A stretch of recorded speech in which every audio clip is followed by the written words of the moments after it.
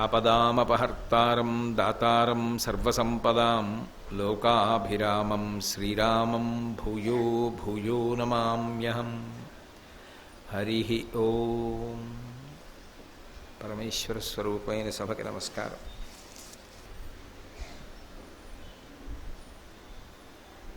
మహాభారతాన్ని జాగ్రత్తగా పరిశీలనం చేస్తే ఒక విషయం ద్యోతకమవుతుంది.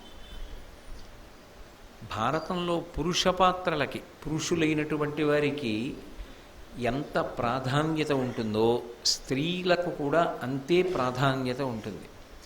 ఒక్కొక్కచో నిజానికి పురుషుల కన్నా కూడా స్త్రీలే ఎక్కువ ప్రధానమైనటువంటి భూమికని పోషిస్తారు. అందున మీరు స్త్రీల విషయంలో ఒక విషయాన్ని గమనిస్తే ఆంతర బాహ్య సౌందర్యముల రెండిటి కలయికగా జీవనం జరుగుతూ ఉంటుంది. బాహ్య సౌందర్యం కన్నా ఆంతర సౌందర్యం చాలా చాలా గొప్పది. ఎందుచేత అంటే అందంగా ఉండడం మన చేతిలో ఉన్న పని కాదు, అందంగా లేకపోవడం మనం ఏదో చేసిన తప్పు కాదు. అందం అనేటటువంటిది మనకి సంబంధించినంత వరకు ఎప్పుడూ మనం అందంగానే ఉంటాం. దానికి ఒక పరిమితి ఉంటుంది. లోకంలో భగవంతుడు పెట్టినటువంటి చాలా గొప్ప విశేషాల్లో అదొకటి. ఎవరికి వారు అందంగా లేరనుకోండి, అసలు వారు క్షణకాలం కూడా జీవించలేరు. అందుకే బొద్దింకకి బొద్దింక అందం, బల్లికి బల్లి అందం, మొసలికి మొసలందం, నాకు నేనందం, మీకు మీరందం. లేకపోతే ఎక్కడా కాలం గడపనటువంటి వాడు అద్దం ముందు నిలబడితే మాత్రం అంతసేపు కాలం ఎందుకు గడపగలుగుతున్నాడు అంటే ఎవడికి వాడు అందం. అలా ఉండకపోతే ప్రపంచం నడవదు. అది భగవంతుడు పెట్టినటువంటి ఒక గొప్ప విశేషం. లోకంలో ఆయన చేసేటటువంటి చమత్కారాలు అనంతంగా ఉంటాయి. అందులో ఇదొకటి.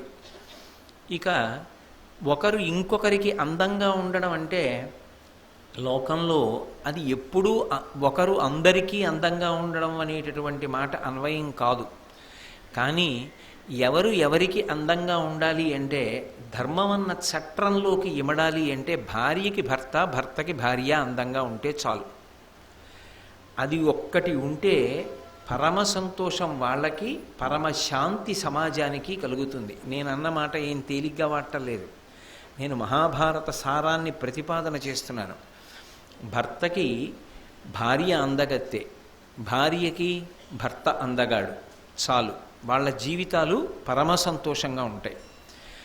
సమాజం ప్రశాంతంగా ఉంటుంది.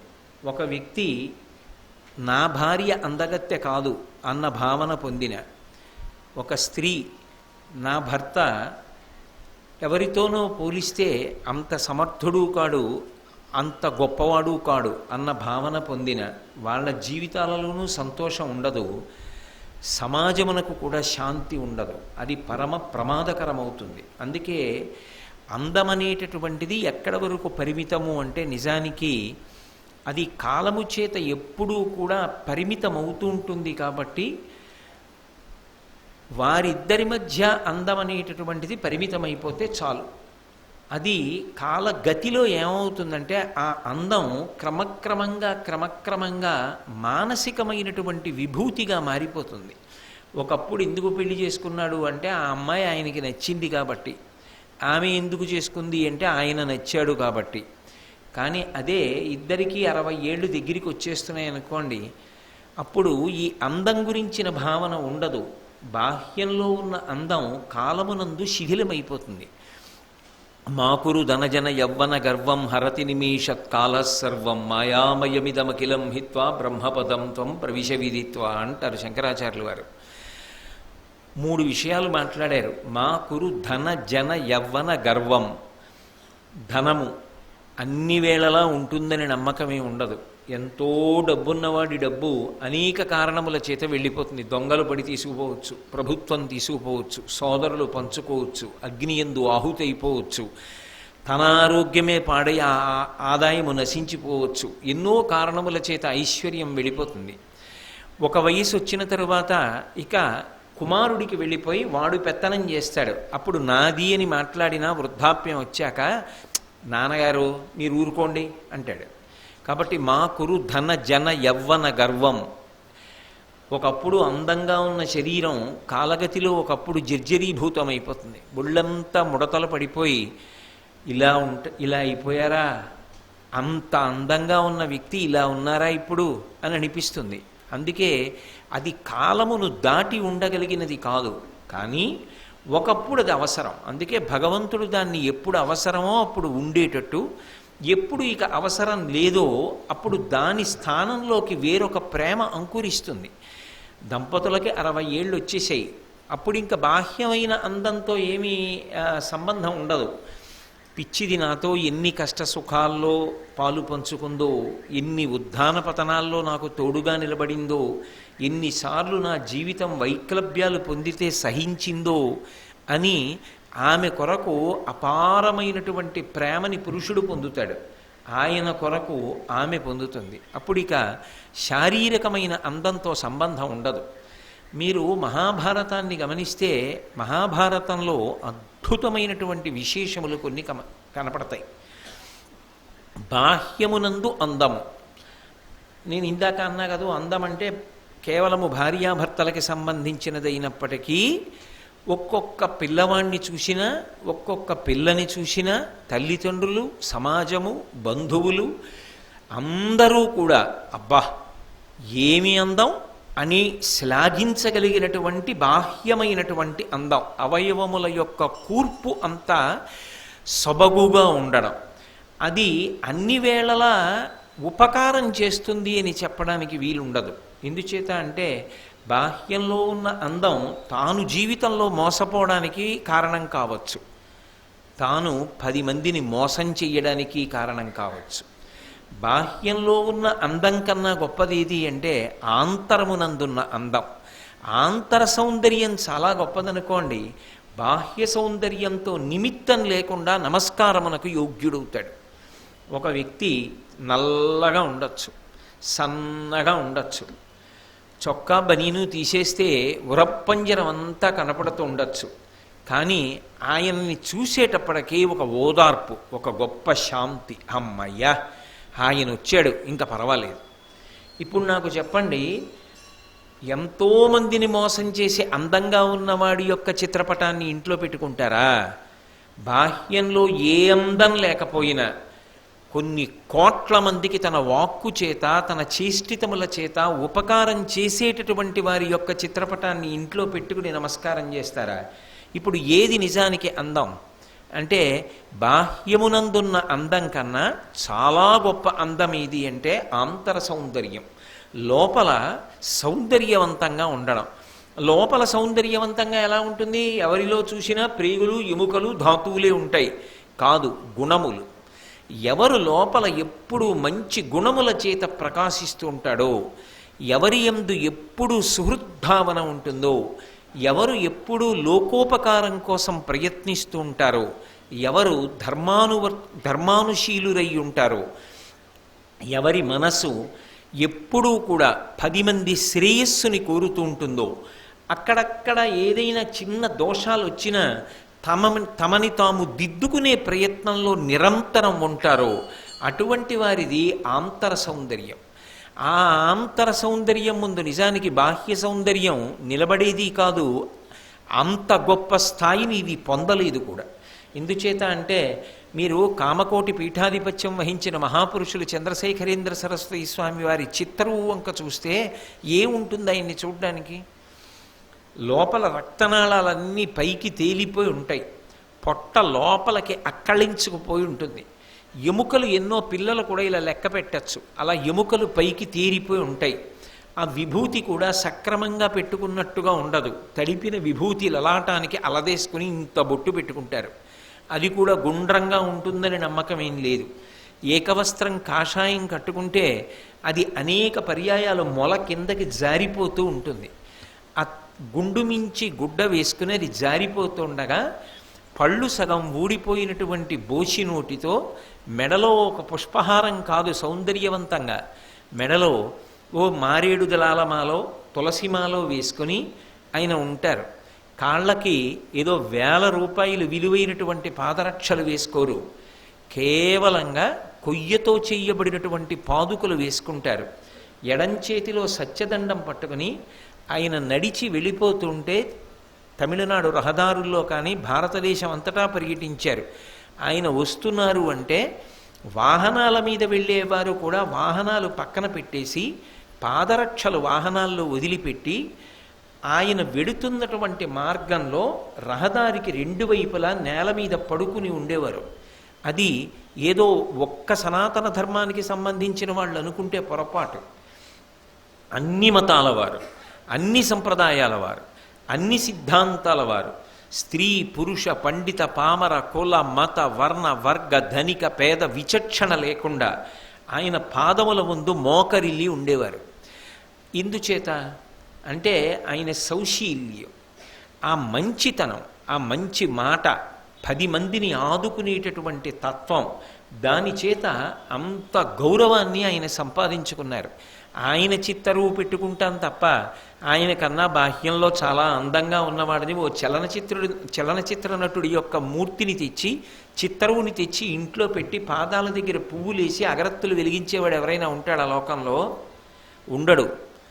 మొత్తం కుటుంబం నమస్కారం చేసేటటువంటిది, యావత్ ప్రపంచం నమస్కారం చేసేది ఎవరికి అంటే ఆంతర సౌందర్యం ఉన్నవాడికి చేస్తుంది. అది చాలా చాలా గొప్పది. అందున మహాభారతంలో ఇది ఎవరో ఒక పురుషుడు కలిగి ఉండడం కాదు, స్త్రీలు అంత అద్భుతమైనటువంటి విశేషాలతో విరాజిల్లారు. వారు భారత చరిత్రనంతటినీ కూడా తిరగరాశారు. అసలు మన ఊహకి కూడా అందదు, ఇలా ఒక మనిషి ఉండగలడా, సాధ్యమవుతుందా అని ముక్కున వేలేసేటట్టుగా జీవించి ఈ దేశానికి కీర్తి ప్రతిష్టలు తీసుకొచ్చినటువంటి అపారమైనటువంటి కీర్తి గణించినటువంటి స్త్రీమూర్తులలో అగ్రగణ్యులలో గాంధారి ఒకతే. ఆమె దుర్యోధనాదులకు తల్లి అయినప్పటికీ కుంతీదేవితో పోల్చినప్పుడు ఇంచుమించు ఆమెతో సమానమైన స్థానంలో నిలబడుతుంది. ఆమె జీవితంలో కూడా ఉత్థాన పతనాలు ఉన్నాయి. ఆమె జీవితంలో కూడా అక్కడక్కడ బలహీనతలు కనపడతాయి. ఆమె కూడా అప్పుడప్పుడు కోపానికి వశపడింది. కానీ మనుష్య జీవితం అన్న తరువాత ఏ లోపాలు లేకుండా, ఏ అనుభవం లేకుండా, ఏ అగాధం లేకుండా, ఏ శిఖరం మీద నిలబడకుండా ఎలా నడుస్తుంది? కానీ మీరు బాగా విహంగ వీక్షణం చేసి పరిశీలనం చేస్తే గాంధారి జీవితం సుగుణాల పుట్ట. అంత గొప్ప వ్యక్తి. ఆ గాంధారీదేవి యొక్క జీవితంలో ఉన్నటువంటి విలువలు ఏమిటో, ఆమె యొక్క గొప్పతనం ఏమిటో మనం మహాభారతంలో కుంతి వైశిష్ట్యము అన్న పేరుతో పరిశీలనం చేసేటటువంటి ప్రయత్నం చేద్దాం. ఒకప్పుడు భీష్ముడు విదురుణ్ణి పిలిచి మాట్లాడాడు. ఎక్కడైనా లోకంలో ఇద్దరు పెద్దలు మాట్లాడుకున్నారనుకోండి, దానికి చాలా చాలా విశేషము గౌరవము ఉంటాయి. పుల్లు మాటలు నిద్రలేచిన దగ్గర నుంచి రాత్రి వరకు మాట్లాడుకునే మాటల మధ్యలో ఏముంటుంది పరిశీలించడానికి? కానీ అనుభవశాలురు మాట్లాడేటటువంటి ఒక్కొక్క మాట వెనక అంత గొప్ప అధ్యవసాయముతో కూడుకున్నటువంటి నిర్ణయములు, అభిప్రాయములు వ్యక్తమవుతాయి. మీరు ఎప్పుడైనా సర్దార్ పటేల్ గారి జీవిత చరిత్రని పరిశీలనం చేస్తే ఆయన ఎప్పుడైనా ఏదైనా ఒక మాట మాట్లాడితే ఆ మాట వెనక అంత గొప్పగా ఉంటుంది. ఆఖరికి మృత్యుశయ్య మీద ఉండి కూడా ఆయన ఒక మాట మాట్లాడితే అంత గంభీరంగా మాట్లాడతాడు. ఆ మాట వెనక అంత నిర్ణయాత్మకంగా ఉంటుంది. ఏదో పొల్లు మాటలు అదే పనిగా గడబిడగా మాట్లాడటం ఉండదు.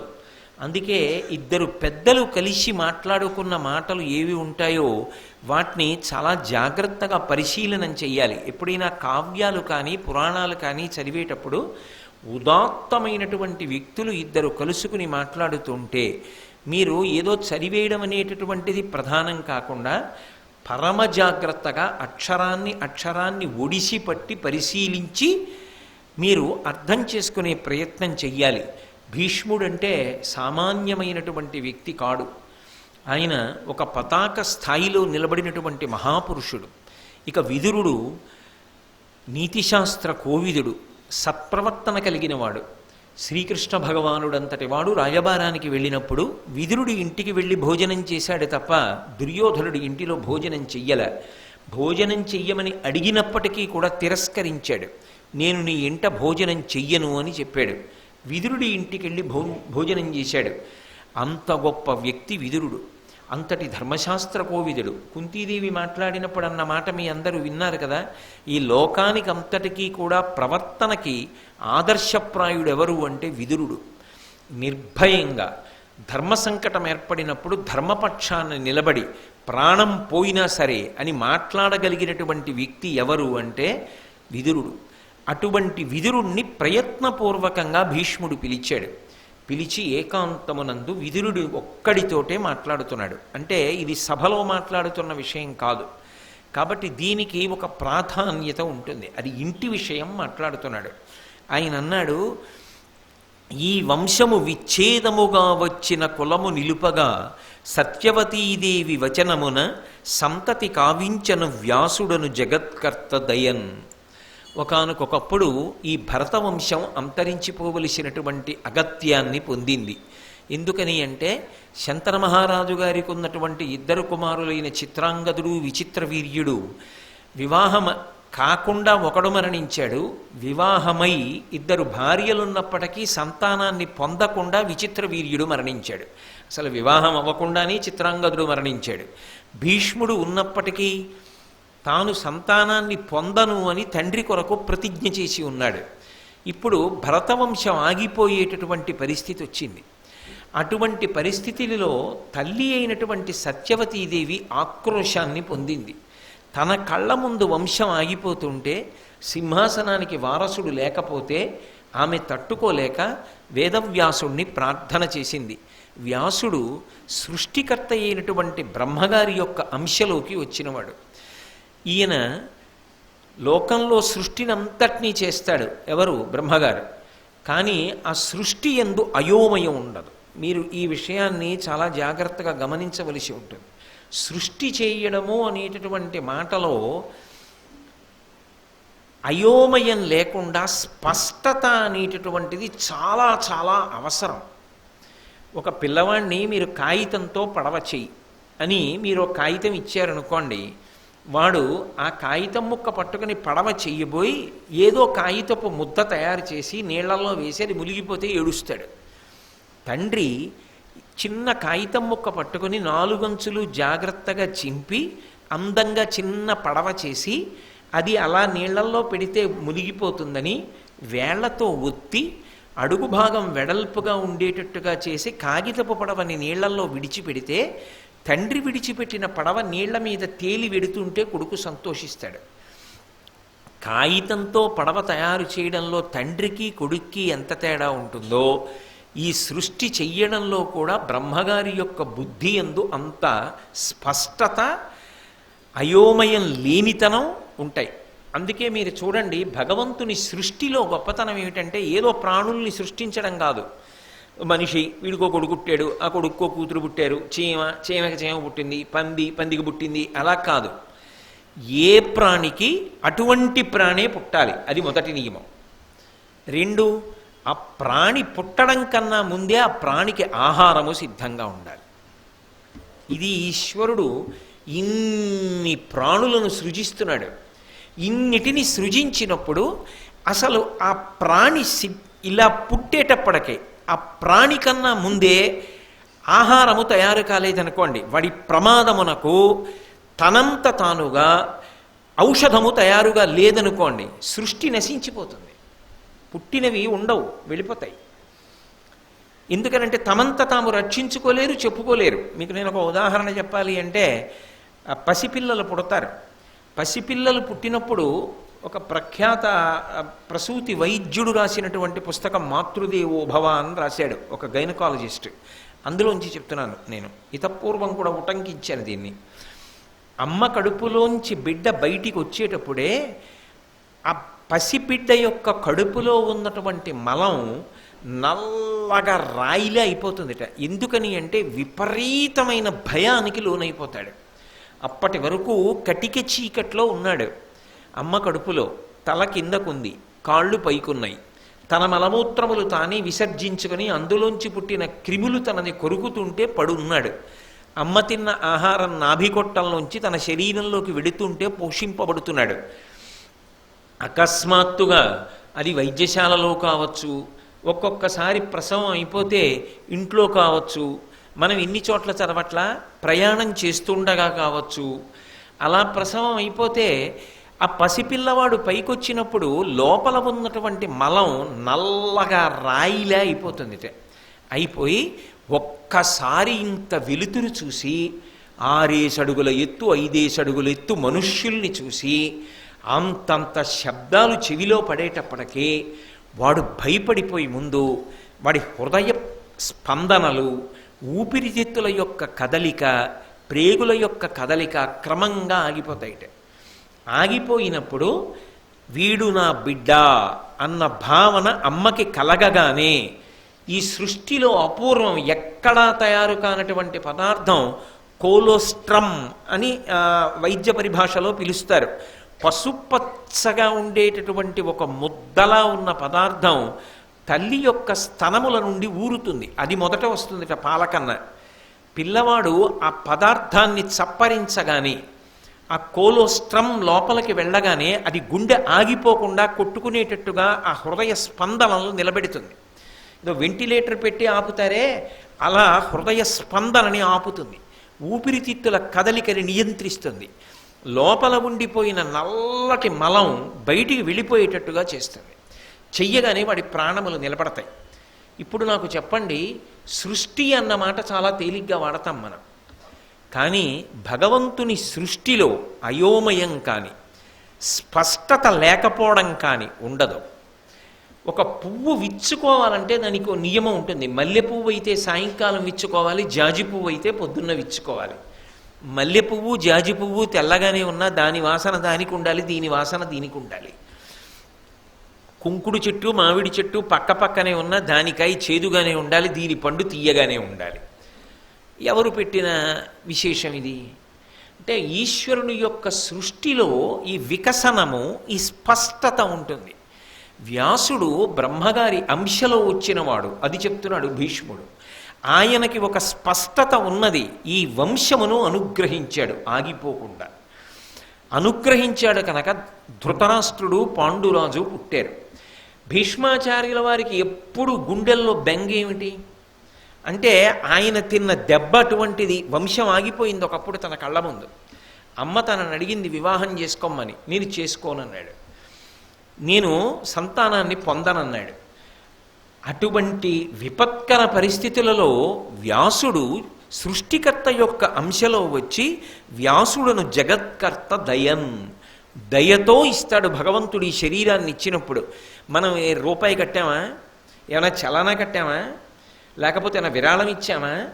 ఎందుకు ఇవ్వాలి ఆయన కళ్ళు, ఎందుకు ఇవ్వాలి ఆయన చెవులు, ఎందుకు ఇవ్వాలి ముక్కు, ఎందుకు తిన్నది జీర్ణం చెయ్యాలి, ఎందుకు లోపల మిగిలిపోయిన పిప్పిని తెల్లవారేటప్పటికి సంవరణీకండరములు సడలిపోయి బయటికి వెళ్ళిపోయేటట్టుగా చెయ్యాలి, పీల్చిన గాలిలో ఉన్న ప్రాణవాయువు చేత లోపల రక్తాన్ని ఆయన ఎందుకు శుద్ధి చెయ్యాలి అంటే, ఆయన మనకేదో బాకీ ఉండి చెయ్యట్లేదు, దయతో చేస్తున్నాడు. నిజానికి ఆయన చేస్తున్న ప్రతి ఊపిరిలోని ఉపకారానికి ఎన్ని నమస్కారాలు చెయ్యాలి? అలా చేయకపోయినా దయతో ఆయన అనుగ్రహించినట్టు ఈ వంశం ఆగిపోకుండా వ్యాసుడు అనుగ్రహించాడు. ఒక్క మాట మాట్లాడితే ఎంత గంభీరంగా ఉంటుందో చూడండి. భీష్ముడు మాట్లాడాడు అంటే చిన్న పద్యంలో అంత భావాన్ని చొప్పించి మాట్లాడతాడు. అది ఎవరితో మాట్లాడాలి? అర్థం చేసుకునేవాడితో మాట్లాడాలి. ఇలా మాట్లాడినా అవతలవాడు అర్థం చేసుకోలేదనుకోండి, వాడితో మాట్లాడి ప్రయోజనం ఏముంటుంది? అవతలవాడు విదురుడు కాబట్టి పట్టుకోగలడు. అందుకని అంటున్నాడు, ఈ వంశము విచ్ఛేదము కావచ్చిన కులము నిలుపగా సత్యవతీదేవి వచనమున సంతతి కావించను వ్యాసుడన జగత్కర్త దయన్. బ్రహ్మాంశలో వచ్చినటువంటి వ్యాసుల వారు ఈ వంశాన్ని నిలబెట్టారు. ఈ కులము వివర్ధింపగా నాకు అభిమతము ఏను వింటి నలినేక్షణ తానేకశత సుతుల బడయగా ఆ కన్యక వరము వడసెనట హరుచేతన్ అంటున్నాడు. ధృతరాష్ట్రుడికి వివాహం చెయ్యాలి, పాండురాజుకి వివాహం చెయ్యాలి. ఇప్పుడు వంశాంకురాలు వాళ్ళిద్దరేగా ఉన్నది, వాళ్ళకి వివాహాలు జరగాలి. వాళ్ళ వలన ఈ వంశం నిలబడాలి. సింహాసనానికి ఉత్తరాధికారులు లేని స్థితి కలగకూడదు. ఇద్దరే కొడుకులు ఉండబట్టి కదూ చిత్రాంగదుడు ముందు చచ్చిపోయాడు, విచిత్ర వీర్యుడు సంతానం పొందకుండా చచ్చిపోయాడు, సమస్యలు వచ్చాయి. అందుకని ఎక్కువ మంది సంతానం ఉంటే ఈ సమస్య ఉండదని నేను అనుకుంటున్నాను. మనిషి ఏమనుకుంటాడంటే అప్పటికి ఏ సమస్య వచ్చిందో ఆ సమస్యకు పరిష్కారం ఏదుందో అది తర్వాత కూడా ఉంటే బాగుండనుకుంటారు. కానీ అలా మనం అనుకున్నది తర్వాత ఎందుకు పనికొస్తుందో మాత్రం మనం ఊహించలేం. ఇక్కడే భీష్ముడంతటి వాడు కూడా తలపడ్డాడని చెప్పవలసి ఉంటుంది. అంటే తానొకటి తలచిన దైవం ఒకటి తలచు. అందుకని ఆయన అన్నాడు గాంధార రాజ్యాన్ని పరిపాలిస్తున్నట్ట. గాంధార రాజ్యము అంటే ఇప్పటి ఆఫ్ఘనిస్తాన్. గాంధార రాజ్యాన్ని పరిపాలిస్తున్నాడు. గాంధార రాజు అనబడేటటువంటి ఆయన పేరు సుబలుడు. ఆ సుబలునికి ఒక కుమారుడు ఉన్నాడు, ఆయన పేరు శకుని. ఆయనకి 11 మంది కుమార్తెలు ఉన్నారు. 11 మంది కుమార్తెలలో పెద్ద పిల్ల పేరు గాంధార రాజ కుమార్తె కాబట్టి గాంధారి అని పిలుస్తారు. ఆమె చిన్నతనంలో పుట్టినింట్లో అపారమైనటువంటి భగవద్భక్తితో శివ పూజ చేసింది. ఎంత గొప్పగా శివ పూజ చేసింది అంటే శివుడు ఆమెకు సాక్షాత్కరించాడు. కుంతీదేవి మంత్రాన్ని పరిశీలించాలని సూర్యుడి దగ్గర మంత్రం చెప్పింది. ఈవిడ శివుడు వచ్చి ఎదురుగుండా నిలబడి నీకేం కావాలని అడిగాడు. ఆమె అనుకుంది, ఏ ఆడపిల్లనైనా పురుషుడు దేనికి స్వీకరిస్తాడు భార్యగా? సంతానము కలగాలి, వంశం నిలబడాలని కదా కోరుకుంటాడు. నేను ఏదో ఒక రాజవంశాన్ని మెట్టుతాను, అవతల ఇంటికి కోడలుగా వెడతాను. కాబట్టి నాకు పుష్కళమైన సంతానం ఉండాలి. కాబట్టి నాకు 101 మంది పిల్లలు కావాలి అని పరమశివుణ్ణి అనుగ్రహించమని వేడుకుంది. ఆయన తథాస్తు అన్నాడు. 101 మంది పిల్లలంది తప్ప పరమసుగుణాత్ములు, ధార్మికులు, వంశప్రతిష్టను నిలబెట్టగలిగిన వారు అలా గాంధారి అంది అని భారతంలో ఎక్కడా లేదు. ఆమె ఏమడిగింది అంటే 101 మంది సంతానం అడిగింది. శివుడు కూడా తథాస్తు అన్నాడు. ఇలాంటి సంతానం అలాంటి సంతానం అని ఆవిడేం అడగలేదుగా, అడిగింది సంతానాన్ని అడిగింది, తథాస్తు అన్నాడు. మీరు దీంట్లో గమనిస్తే ఒక అద్భుతమైనటువంటి కొన్ని విషయాలు కనపడతాయి. అంటే ఈ దేశంలో ఒక అలవాటు ఉంది. ఏమిటి అలవాటు అంటే భీష్ముడు అంటున్నాడు కదూ, ఆమె ఎవరు అంటే ఏను వింటి నలినేక్షణ అన్నాడు. తామర పువ్వుల వంటి కన్నులు కలిగినటువంటి పిల్ల. ఆమె మంచి వంశంలో పుట్టింది, చాలా మంచి నడవడి కలిగినటువంటి పిల్ల. అంతేకాదు ఆమె శరీరమునందు కాంతి ఉంది. అంటే అంతటి లావణ్య రాశి, అంతటి సౌందర్యవతి. ఇప్పుడు ఈ పిల్ల రాజవంశంలో పుట్టాను, ఇంత అందగత్తెని, ఇంతమందిని చూసి ఇంత అందంగా ఉంటావంటారు అని తృప్తి చెందలేదు. ఆమె ఈ అందం ఒకరోజు ఉంటుంది. ఈ అందం ఏ కారణం చేతనైనా పోవచ్చు. అది వృద్ధాప్యం వచ్చి పోవచ్చు, ఒకరికి నచ్చకపోవచ్చు. లోకంలో ఎలా ఉంటుందంటే ఎంత అందమైనది కూడా ముఖం మొత్తవచ్చు. అందులో రాజుల విషయంలో ఎలా ఉంటుందో తెలుసా? దక్షిణ నాయకత్వం ఉంటుంది. ఒకరికన్నా ఎక్కువ మందిని చేపడతారు. ఒకరికన్నా ఎక్కువ మందిని చేపట్టడానికి ప్రధాన కారణం ఏముంటుంది? ఈమె కన్నా అందంగా ఇంకో ఆవిడ అనిపించవచ్చు, ఈవిడ ముఖం మొత్తవచ్చు, ఈవిడ కన్నా ఆమె ఎందు ఇంకొక గుణం కనపడవచ్చు. పతాక స్థాయి గుణములను పొందాలి. గొప్ప విశేషం ఒకటి నా ఎందు ఉండాలి. ఇది ఆంతర సౌందర్యం. దీని కొరకు ఆమె శివ పూజ చేసింది. మీరు బాగా గమనించండి, భారతంలో కొన్ని విశేషాలు కనపడతాయి. ఆడపిల్లలు మెట్టినింట్లో ఎందువల్ల రాణించారు అంటే పుట్టినింట్లో వాళ్ళు ఏదో ఒక అభ్యాసం చేశారు, ఒక గొప్ప విశేషాన్ని పట్టుకున్నారు. ఇది జీవితంలో ఉండాలి. పురుషుడికి కానివ్వండి, స్త్రీకి కానివ్వండి, ఉండి తీరాలి. ఎందుకు చెప్తున్నానంటే మనశ్శాంతి అని ఒక మాట ఉంటుంది. ఆ మనశ్శాంతి మీరు చేస్తున్న ఉద్యోగంలో మీకు ఎప్పుడూ లభిస్తుందని నమ్మకం ఉండదు. మీరు చేసే ఉద్యోగాలు ఒడుదుడుకులతో ఉంటాయి. అది జీతం కోసం చేస్తున్నటువంటి కొలువు. అందులో అన్ని వేళలా కూడా మనసుకి ఆనందం ఉండదు. కానీ ప్రయత్నపూర్వకంగా మీరు మనసుని సంతోషపెట్టగలిగినటువంటి మంచి విద్యని ఏదో ఒకదాన్ని అభ్యసించాలి. మీకు తేలిగ్గా అర్థం అవ్వాలి అంటే విలాస విద్య హాబీ అంటూ ఉంటారు. ఏదో హాబీ అండి అంటారు. అది మనిషిని గొప్ప తృప్తి వైపుకి నడిపిస్తుంది. అంతటి మహానుభావుడు, అంత శాస్త్రవేత్త, అలుపెరగకుండా దేశానికి ఉపకారం చేసినటువంటి వ్యక్తి, ఆఖరికి దేశ సేవలో తన పెళ్లి తాను మరిచిపోయిన వారు, రాష్ట్రపతి పదవిని అలంకరించిన వారు, విశ్రాంతి లేకుండా విద్యార్థులకి ప్రసంగాలు చేస్తూనే ఉన్న వ్యక్తి, ఆఖరికి తన పక్కన కారులో కూర్చున్న వ్యక్తితో మాట్లాడినప్పటికీ కూడా ఆణిముత్యాల్లాంటి మాటలు మాట్లాడగలిగినటువంటి వ్యక్తి ఆయన వ్రాసిన పుస్తకాలు చదువుతుంటే అబ్బా ఏమి మాణిక్యం పుట్టిందిరా ఈ దేశంలో అనిపిస్తుంది. అటువంటి అబ్దుల్ కలాం గారు కర్ణాటక సంగీతం వీణ వాయించుకుంటూ రాష్ట్రపతి భవన్లో సంతోషం పొందేవారు. ఆయనకి ఖాళీ దొరికితే ఆయన కర్ణాటక సంగీతం వీణ మీద వాయించి తనకి తాను తృప్తి పొందేవారు. ఆయన గొప్ప విద్వాంసుడు, వైణికుడు, వీణ చాలా బాగా వాయించగలరు. నా దగ్గర ఇప్పటికీ మా ఇంట్లో కలాం గారు వీణ వాయిస్తున్న చిత్రం ఉంటుంది. నేను తదేకంగా చూస్తుంటా, ఎందుకంటే నాకు చాలా చాలా ఇష్టమైన వ్యక్తుల్లో ఆయన ఒకరు. ఆయన వీణ వాయిస్తారు. అలాగే నువ్వు ఏం చేస్తున్నావు కాదు, దానికి పక్కన ఏదో ఒకటి ఉండాలి. ఒక వ్యక్తి చూడండి, భాగవతం బాగా చదువుకుంటాడు, ప్రవచనాలు చెయ్యక్కర్లేదు, వీధుల్లోకి వెళ్ళి చేస్తే మంచిదే, అది తక్కువని నేను అంటలేదు. కానీ నీ భార్యతో నీ బిడ్డలతో సాయంకాలం అయ్యేటప్పటికీ పోతన గారి పద్యం గురించి ఒకటి మాట్లాడగలగాలి. కాదు ఒక అందమైన బొమ్మ గీయగలగాలి. కాదు ప్రకృతిని పరిశీలించగలగాలి. కాదు ఒక పాట పాడగలగాలి. కాదు కాసేపు కూర్చుని వేణువు వాయించగలగాలి. నేను ఒకప్పుడు ఒక చోట ఒక ఇంట్లో ఉండేవాడిని. కరెంటు పోతే మా ఎదిరింట్లో ఆయన కూర్చుని గోడ పక్కన, ఆయన పెద్ద ధనికుడేం కాదు, ఆయన వేణువు వాయిస్తూ ఉండేవాడు. నాకు కరెంటు పోతే అదో సంతోషం. నేను బయటికి వెళ్ళో ప్లాస్టిక్ కుర్చీ వేసి కూర్చునేవాడిని. ఎందుకంటే ఆయన వేణువు మొదలు పెడతాడు, కరెంట్ వచ్చే వరకు వాయిస్తాడు. ఆ వేణువు వాయిస్తుంటే ఎంత ఆనందంగా ఉండేదో. ఏదో ఒకటి ఉండాలి, అది నీకు పనికి రావాలి, సమాజానికి కూడా పనికి రావాలి. అంటే ఏదో సంతోషంగా ఉంటుందని జేబులు కత్తిరించడం నేర్చుకున్నానంటే అంగీకారయోగ్యం కాదు. అది నిషిద్ధ విద్య. అటువంటి వాటి జోలికి వెళ్ళకూడదు. మనిషి ప్రయత్నపూర్వకంగా అభ్యాసం చెయ్యాలి. ఏదో ఒక విద్య అభ్యాసం చెయ్యాలి. ఏది రాదండి, ఒక్క ఉద్యోగం తప్ప ఇంకొకటి నాకు తెలియదు అని అనకు. ఏది లేకపోతే కనీసం గ్రంథ పఠనం సంతోషం కావాలి. మంచి పుస్తకాలు ఏదో ఒక్క విషయం మీద, కనీసం ఏదో ఒక విషయం మీద మంచి పుస్తకాలు తీ, ఆ పుస్తకాలు చదువు.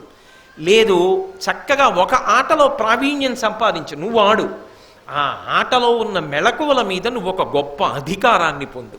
నువ్వు ఆ స్థాయికి వెళ్ళకపోవచ్చు, కానీ నీకు ఆ ఆట గురించి బాగా తెలిసి ఉండాలి. ఏదో ఒకటి ఉండాలి. అప్పుడు ఏమవుతుందంటే మనసు చీకాకు పొందినప్పుడు ఇది నీకు ఉపకరిస్తుంది. వెంటనే నీకు ఏది ఇష్టమో దాంట్లోకి ప్రవేశిస్తావు, ప్రవేశించి సంతోషాన్ని పొందుతావు. జీవితం హాయిగా ఉంటుంది. నువ్వు ఈ సంతోషానికి నువ్వు ఎక్కడికో వెళ్ళక్కర్లేదు, నీ సంతోషం నీలోనే ఉంటుంది. నువ్వు వెళ్ళక్కడ నిలబడగానే, నీ వీణ దగ్గర నిలబడగానే, నీ వేణువు దగ్గర నిలబడగానే, త్యాగరాజస్వామి కీర్తన నువ్వు పాడుకోగానే, ఓ రామదాసు గారి కీర్తన పాడుకోగానే, లేకపోతే కాసేపు ఒక ఆట ఆడుకోగానే, పోతన గారి పద్యం గురించి మాట్లాడగానే నువ్వు ఉపశాంతి పొందుతావు. లేదు ఓ మంచి పుస్తకం తీసి కాసేపు చదువుకోవడంలో నువ్వు ప్రశాంతత పొందుతావు. మనసు అంగీకరించేటటువంటి విషయం ఉంటుంది లోపల, వెతికి పట్టుకోవాలి. అది పట్టుకోవడం ఎంత వయసు వచ్చినా చేత కాలేదనుకోండి, అక్కడ దెబ్బతిన్నాడు. అలా ఉండకూడదు, రావాలి. అది అలా వచ్చిన వాళ్ళు సమయం ఉన్నవాళ్ళని మీరు అనుకోకూడదు. వాళ్ళకి ఏ పని లేక ఖాళీగా ఉన్నారు కాబట్టి వాళ్ళంత గొప్పవాళ్ళు అయ్యారండి అన్న మాట అంటే మాత్రం నేను అంగీకరించను. అసలు మీరు బాహ్యంలో చూస్తే ఒక క్షణం ఖాళీ ఉండడానికి అవకాశం లేనటువంటి వాళ్ళు, లబ్ధప్రతిష్ఠులైన వాళ్ళు ఉన్నారు. ఈ ఊళ్ళోనే ఉన్నారు ప్రఖ్యాత ప్రసూతి వైద్యులు జగదీశ్వరి గారు. పూజామందిరంలో ఆవిడ వీణ పట్టుకుని కీర్తనలు వాయించుకుంటూ ఆనంద భాష్పాలు కారుస్తూ కూర్చోగలరు. ఆవిడ క్షణం ఖాళీ ఉన్న వైద్యురాలా? అంతవరకు ఎందుకు, హృద్రోగ నిపుణుడు మనతో తిరుగుతుంటాడు డాక్టర్ నిశాంత్. నిశాంత్ గొప్పగా సంగీతం నేర్చుకున్నాడు, అద్భుతంగా కీర్తనలు పాడగలడు. తర్వాత వేదం నేర్చుకుంటున్నాడు. తర్వాత ఈ మధ్యకాలంలో సంస్కృత భాషాధ్యయనం చేస్తున్నాడు, సొంతంగా భాష్య గ్రంథాలు అవి చదువుకోవాలని. నిమిషం ఖాళీ లేని వ్యక్తి, ఒక హృద్రోగ నిపుణుడు ఇన్నిటిని నేర్చుకుంటున్నాడు. నేను ఏదో ఒక దాంట్లో అభ్యాసం చేయలేదంటే అది కేవలముగా నా సోమరితనం తప్ప సమయం లేకపోవడం మాత్రం కాదు. ఒక చోట కూర్చుని గంటల గంటలు టీవీ చూడగలిగిన వాడివి ఒక విషయం మీద ఎందుకు నువ్వు దృష్టి పెట్టలేవు? ఎందుకు చదవలేవు? ఎందుకు సమయాన్ని సద్వినియోగం చెయ్యలేవు? అది వాడుకున్నది పురుషులు కాదు, స్త్రీలు ఈ దేశంలో. వాళ్ళు వాడుకున్నారు. కుంతీదేవి దేంట్లో ప్రవీణురాలైంది? ఇంటికొచ్చిన అతిథికి అన్నం వడ్డించడంలో ఆమె అంత గొప్ప స్థాయిని పొందింది. దుర్వాసో మహర్షి అనుగ్రహించి వరం ఇచ్చాడు. భారత చరిత్రని తిప్పిరాసింది, మలుపు తిప్పింది. గాంధారి పెద్దల వలన శివపూజ ఎలా చేయాలో నేర్చుకుంది. అంత భక్తితో చిన్నతనంలో ఆమె మనసు మీద ప్రభావం చూపించడానికి అంత బరువు, అంత కర్తవ్యం ఏముంటాయి? చక్కగా మనసు పెట్టి అంత శ్రద్ధతో, అంత భక్తితో శివార్చన చేసింది. ఎక్కడ మనసు నిలబడిందో అది తపస్సు. భగవానుడు ప్రత్యక్షమై ఏం కావాలని అడిగాడు. నాకు 101 మంది సంతానం కావాలంది.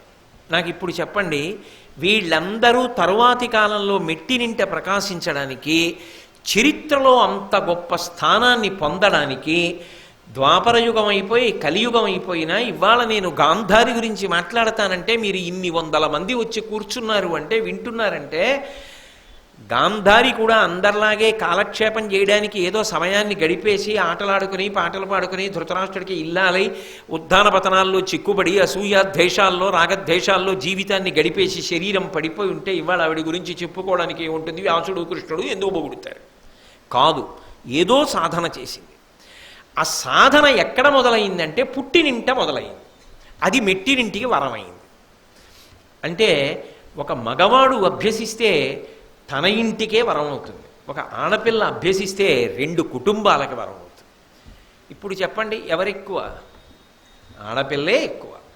అందుకే ఆమె నలినేక్షణ, తామర పువ్వుల వంటి కన్నులున్నది, కాంతివంతమైన శరీరము కలిగినది. అలా భీష్ముడు పెద్దవాడు కాబట్టి పరిశీలించవచ్చు, తన వంశానికి కోడలుగా తీసుకొస్తున్నాడు కాబట్టి. అంత అందగత్తె, ఆంతరమునందు గొప్ప శివపూజ దురంధరురాలు. అది పరమేశ్వర అనుగ్రహం. 101 మంది సంతానాన్ని పొందుతుంది. ఇటువంటి పిల్లని నేను ఈ ఇంటికి తీసుకొచ్చి ధృతరాష్ట్రుడికిచ్చి వివాహం చేస్తే ఎవరితో మాట్లాడుతున్నాడు ఈ మాటలు? విదురుడితో మాట్లాడుతున్నాడు. ఎందుకని? ఇంటి విషయం. ఇలా చెప్పగానే అలా పట్టుకోవాలి. నేను ఇప్పుడు చెప్పినంత వివరం భీష్ముడు చెప్పడం. ఆ మాట స్థూలంగా చెప్తే, సూక్ష్మంగా చెప్తే పట్టుకుంటాడంతే విదురుడు. కాబట్టి ఇప్పుడు ఆ కన్యక, వరాన్ని పొందినటువంటి కన్యక, ఆ పిల్లని నేను ఈ ఇంటికి కోడలుగా తీసుకురావాలి అని అనుకుంటున్నాను. ఆమె గాంధారరాజ పుత్రి. నేను అలా తీసుకొచ్చి ఆమెను ఈ ఇంటి కోడలుగా చేస్తే నీ అభిప్రాయం ఎలా ఉంది? గాంధారరాజు చాలా గొప్పవాడని, మంచి నడవడి కలిగిన వాడని, మంచి ప్రవర్తన ఉన్నవాడు, మంచి గుణములు కలిగినవాడు అని విన్నాను. కాబట్టి నేను ఆయన కుమార్తె అయినటువంటి గాంధారిని ధృతరాష్ట్రుడికి ఇచ్చి వివాహం చేద్దాం అనుకుంటున్నాను. విదురా, నీ అభిప్రాయం ఏమి అని అడిగాడు. అడిగితే విదురుడు తప్పకుండా, చాలా బాగుంది, ఒక్క మాట చాలు, అంగీకారం, 10 మాటలు అక్కర్లేదు అన్నాడు. తర్వాత భీష్ముడు గాంధారరాజుకి కబురు చేశాడు. గాంధారరాజు భీష్మాచార్యుల వారి నుంచి వచ్చినటువంటి ప్రతిపాదన విని వెంటనే అంగీకరించాడు. అయితే మీకు వెంటనే ఒక అనుమానం వస్తుందని నాకు తెలుసు. భీష్ముడు కబురు పంపింది ఎవరి కోసమని కబురు పంపాడు? గాంధారిని ఎవరికిచ్చి వివాహం చేస్తానని? ధృతరాష్ట్రుడికిచ్చి వివాహం చేస్తానని. ధృతరాష్ట్రుడికిచ్చి వివాహం చేస్తాను అన్నప్పుడు మీరు గాంధార రాజ్యం అంటే ఇప్పుడున్న ఆఫ్ఘనిస్తాన్ అంటున్నారు కదా, ఆ రోజులలో అనేక రాజ్యాలు ఉండేవి కదా. ఎక్కడో ఉన్న గాంధార రాజ్యాన్ని పరిపాలన చేస్తున్నటువంటి గాంధారరాజు గారికి ఇక్కడ ధృతరాష్ట్రుడికి అసలు కళ్ళు లేవని, పుట్టుకతో అంధుడని తెలుసా? ఇంత అందమైన పిల్లని, 101 మంది సంతానాన్ని పొందగలిగిన పిల్లని, అసలు ఇన్ని గుణములు కలిగినటువంటి పిల్లని పట్టుకెళ్ళి కేవలంగా కళ్ళు లేనటువంటి ఒక వ్యక్తికి ఇచ్చి పెళ్లి చేస్తున్నానని తండ్రికి తెలుసా? అలా తెలిస్తే తండ్రి పెళ్లి చేస్తాడా? మరి ఈ విషయం భీష్ముడు చెప్పాడా? చెబితేనే జరిగిందా? లేకపోతే ఆమె జీవితంలో తర్వాత సర్దుకుందా? అంటే ఆయన ఏం దాపరికం పెట్టలేదు. ఆయన జాత్యంధుడు ధృతరాష్ట్రుడు అన్న విషయం గాంధార మహారాజుకి పూర్తిగా తెలుసు. తెలిసే ఈ ప్రతిపాదన రాగానే గాంధారరాజు అంగీకరించాడు. ఆయన అంగీకరించిన ఆయన కుమార్తె కదు గాంధారి, ఆమె రూపలావణ్యములు కలిగినది, గొప్ప గుణములు కలిగినది. ఇటువంటి పిల్లని తీసుకెళ్ళి జాత్యంధుడైనటువంటి వాడికిచ్చి వివాహం చేసేస్తున్నాడే ఈ గాంధారరాజు అని బంధువులందరూ చాలా బాధపడ్డారు. చాలా బాధపడి వాళ్ళన్నారు, అంగములలోన మేలుత్తమాంగము అందు నుత్తమంబులు కందులు ఉర్విజనులకు అట్టి కన్నులు లేవనునదియుగాక ఉత్తముడుగాడే సద్గుణయుక్తినతడు. లోకంలో శరీరంలో ఎన్నో అవయవాలు ఉంటాయి, అంగప్రత్యంగాలు ఉంటాయి. శరీరంలో ఇన్ని అవయవాలున్నా అన్ని అవయవాలలోకి కూడా ప్రధానమైనటువంటిది ఏది? శిరస్సు. సర్వస్య గాత్రస్య శిరప్రధానం సర్వేంద్రియాణం నయనం ప్రధానం. అన్ని అవయవాలలోకి తల ప్రధానం. మిగిలినవన్నీ ఉండి తలొక్కటి లేదనుకోండి, ఏమిటి ఉపయోగం? మొండెమంటారు దాన్ని, తల లేకపోతే. తల ఉందనుకోండి, 2 చేతుల్లో చేయి పని చేయకపోయినా, 2 కాళ్ళల్లో ఓ కాలు పని చేయకపోయినా, కడుపు ఏదో పదార్థాలు తిన్నప్పుడు జీర్ణం చేయలేకపోయినా, గుండెలో ఏదైనా చిన్న దోషం ఉన్నా, ఎన్ని ఉన్నా తల ఉంటే సర్దుకుంటుంది. అది శరీరం అంటారు, నడుస్తుంది. అసలు ఆ తలే లేకపోతే ఇక దాని వలన ఉండేటటువంటి ప్రయోజనం ఏమిటి? తల లేనప్పుడు ప్రయోజనం లేదు. తల ఉన్నది, కానీ తలలో కన్నులు అత్యంత ప్రధానములు. తల ఉన్నా కన్నులు లేవు తలలో. అప్పుడు ఆ కన్నులు లేని కారణం చేత తల ఉన్నప్పటికీ కూడా జీవితమునందు చాలా సుఖములు ఉండవు. అనేక సుఖములు దేనివల్ల పోతాయంటే కన్నులు లేకపోతే ఉండవు. అందుకు కన్నులు ప్రధానము అనడానికి కారణం ఏమిటంటే, అనేక సుఖములకు ఆలవాలమేది అంటే కన్నే. ఈ ప్రాంగణాన్ని చూస్తూ మాట్లాడుతున్నారు. ఇప్పుడు మీ అందరినీ తీసుకెళ్ళి ఆ లోపల పెట్టేసి తలుపేసేసి నేను మీరెవ్వరూ లేకపోయినా మాట్లాడగలను. నేను ఇక్కడ మాట్లాడుతున్నాను అనుకోండి, మిమ్మల్ని అందరినీ అందులో కూర్చుని వినమన్నాను అనుకోండి, మీరు ఇప్పుడు దృష్టిని కేంద్రీకరించి విన్నట్టుగా వినలేరు. మీరందరు ఇక్కడికి వచ్చి కూర్చుని ఎందుకు వింటున్నారు? నేను మాట్లాడుతుండగా అందరూ నా వంక చూస్తుండగా వింటుంటే తొందరగా మీ మనసులోకి వెడుతుంది. అదే గదిలో కూర్చుని మీరు వింటున్నారనుకోండి, నేను చెప్పిన దాన్ని మీ మనస్సు అంత బాగా పట్టుకుంటుంది, పట్టుకోలేకపోతుంది. ఒక విషయమును గ్రహించడానికి కూడా ఎదురుగుండా చూడడం అనేటటువంటిది అంత అవసరం. కన్నులు ఉన్నాయి కాబట్టి ఓ దేవాలయం చూస్తున్నాం, దేవాలయ శిఖరం చూస్తున్నాం, ధ్వజస్తంభం చూస్తున్నాం, హిమాలయాలు చూస్తున్నాం, సెలయేరు చూస్తున్నాం, భార్యని చూస్తున్నాం, పిల్లల్ని చూస్తున్నాం, మనవల్ని చూస్తున్నాం, వస్తువులు చూస్తున్నాం, సంతోషపడుతున్నాం. ఆ కన్నులు లేనప్పుడు అనేక సుఖములు ఉండకపోవడం ఒకెత్తైతే జీవితంలో చాలా భయం ఏర్పడడం ఒకెత్తు. ఎందుచేత? కన్నులు లేవు. ఇంటి తలుపు దగ్గర వేసి గడియ వేసుకున్నాను అని 10 మాటలు చూసినా గడియ వేసే ముందు ఇంట్లోకి ఎవరూ రాలేదు కదా. పిల్లి అటుగా పరిగెత్తి గిమ్మి కింద పడినా కూడా అనుమానం, నేను గడియ వేయకముందు ఎవరూ లోపలికి రాలేదు కదా. ఒకవేళ గడియ వేసినా పెరటి తలుపు సరిగా వేశానా? ఏ కిటికీలోంచన్నా లోపలికి వచ్చారా? ఎప్పుడూ అభద్రతే. ఏది చేస్తున్నా ఎవరు లేరనుకుని లెక్క పెట్టుకుంటున్నా డబ్బు, ఎవరైనా చూస్తున్నారేమో తెలియదు. ఇక వ్యక్తిగత జీవితం దగ్గర నుంచి అన్నిటిలోనూ అభద్రతాభావని. రహదారి మీదకి వచ్చి చటుక్కున రహదారి దాటగలరా? 4 అడుగులు వేయగలరా? ఎత్తుపల్లాలు చూడగలరా? కన్నులొక్కటి లేని వాళ్ళు పాపం జీవితంలో నిజంగా ఎన్ని కష్టాలు పడతారు. ఈ కళ్ళు నా హక్క, ఈశ్వరుడు ఇచ్చాడు. ఆయన ఇచ్చాడు కాబట్టి, ఆ కన్నులు ఉన్నాయి కాబట్టి సుఖాలు అనుభవిస్తున్నాను, భయాన్ని పోగొట్టుకుంటున్నాను. ఆ కన్నులు ఉత్తమాంగమైనటువంటి శిరస్సు యందు అత్యంత ప్రధానమైనటువంటివి. ఆ కన్నులే లేనటువంటి వాడు కదా ధృతరాష్ట్రుడు. సారభూతమైన మాట ఏమి అంటే, ధృతరాష్ట్రుడికి మిగిలినవి ఎన్ని ఉన్నా రాజ్యమే ఉండవచ్చుగాక, అవతల పాండురాజు గారికి అన్నగారే కావచ్చుగాక, భీష్మ ద్రోణాదుల చేత రక్షింపబడుతున్నవాడే కావచ్చుగాక, అయితే మాత్రం కన్నులు లేని వాడికి పిల్లనెలా ఇస్తున్నాడయా ఈ గాంధారరాజు అని బంధువులందరూ మాట్లాడుకుంటున్నారు. ఈ మాట్లాడుకుంటున్నటువంటి మాటలు ఆ పిల్ల చెవిన పడ్డాయి. ఏ పిల్ల? గాంధారి చెవిన పడ్డాయి. ఆమె ఆలోచించింది, ఓ మా నాన్నగారు నిర్ణయం చేశారు నన్ను ధృతరాష్ట్ర మహారాజుకి ఇచ్చి పెళ్లి చెయ్యాలని. నా బంధువులందరూ ఏమంటున్నారు? మా నాన్నగారి నిర్ణయం తప్పు, మా నాన్నగారు అలా పిల్లని ఎందుకు ఇస్తున్నారు అని అనుకుని, బహుశా గుణముల చేత మంచివాడు అనుకుని ఇస్తున్నాడులా ఉంది. గుణములుంటే కన్నులు ఉండక్కర్లేదనుకున్నాడులా ఉంది. అది వాళ్ళు అంటున్న మంచి మాట. తండ్రిని ఎత్తి పొడుస్తున్నారా? తెలియదు. కానీ ఆమె ఏమని ఆలోచించిందో తెలుసా? నన్ను పెంచినవాడు, నన్ను పెద్ద చేసినవాడు, నా చేత ఇంత శివపూజ చేయించినవాడు, నన్ను ఇంత వృద్ధిలోకి తీసుకొచ్చినవాడు ఏది ఆలోచించకుండా అంధుడైన వాడికి ఇచ్చి పెళ్లి చేస్తాడు? ఏదో ఉంది మా నాన్నగారి ఆలోచన. నా క్షేమాన్ని, నా భద్రతని చూసే ఆయనకిచ్చి వివాహం చేస్తున్నాడు. ఇప్పుడు నా బంధువులకు వచ్చింది ఆలోచన ఏమని? ఆయనకి కళ్ళు లేవని. కళ్ళు లేకపోతే ఏమిటి? ఆయన ఏమీ చూడలేడని కదా. ఆయన ఏది చూడలేడు? ప్రకృతిని చూడలేడు, ఆ ఆనందాన్ని పొందలేడు.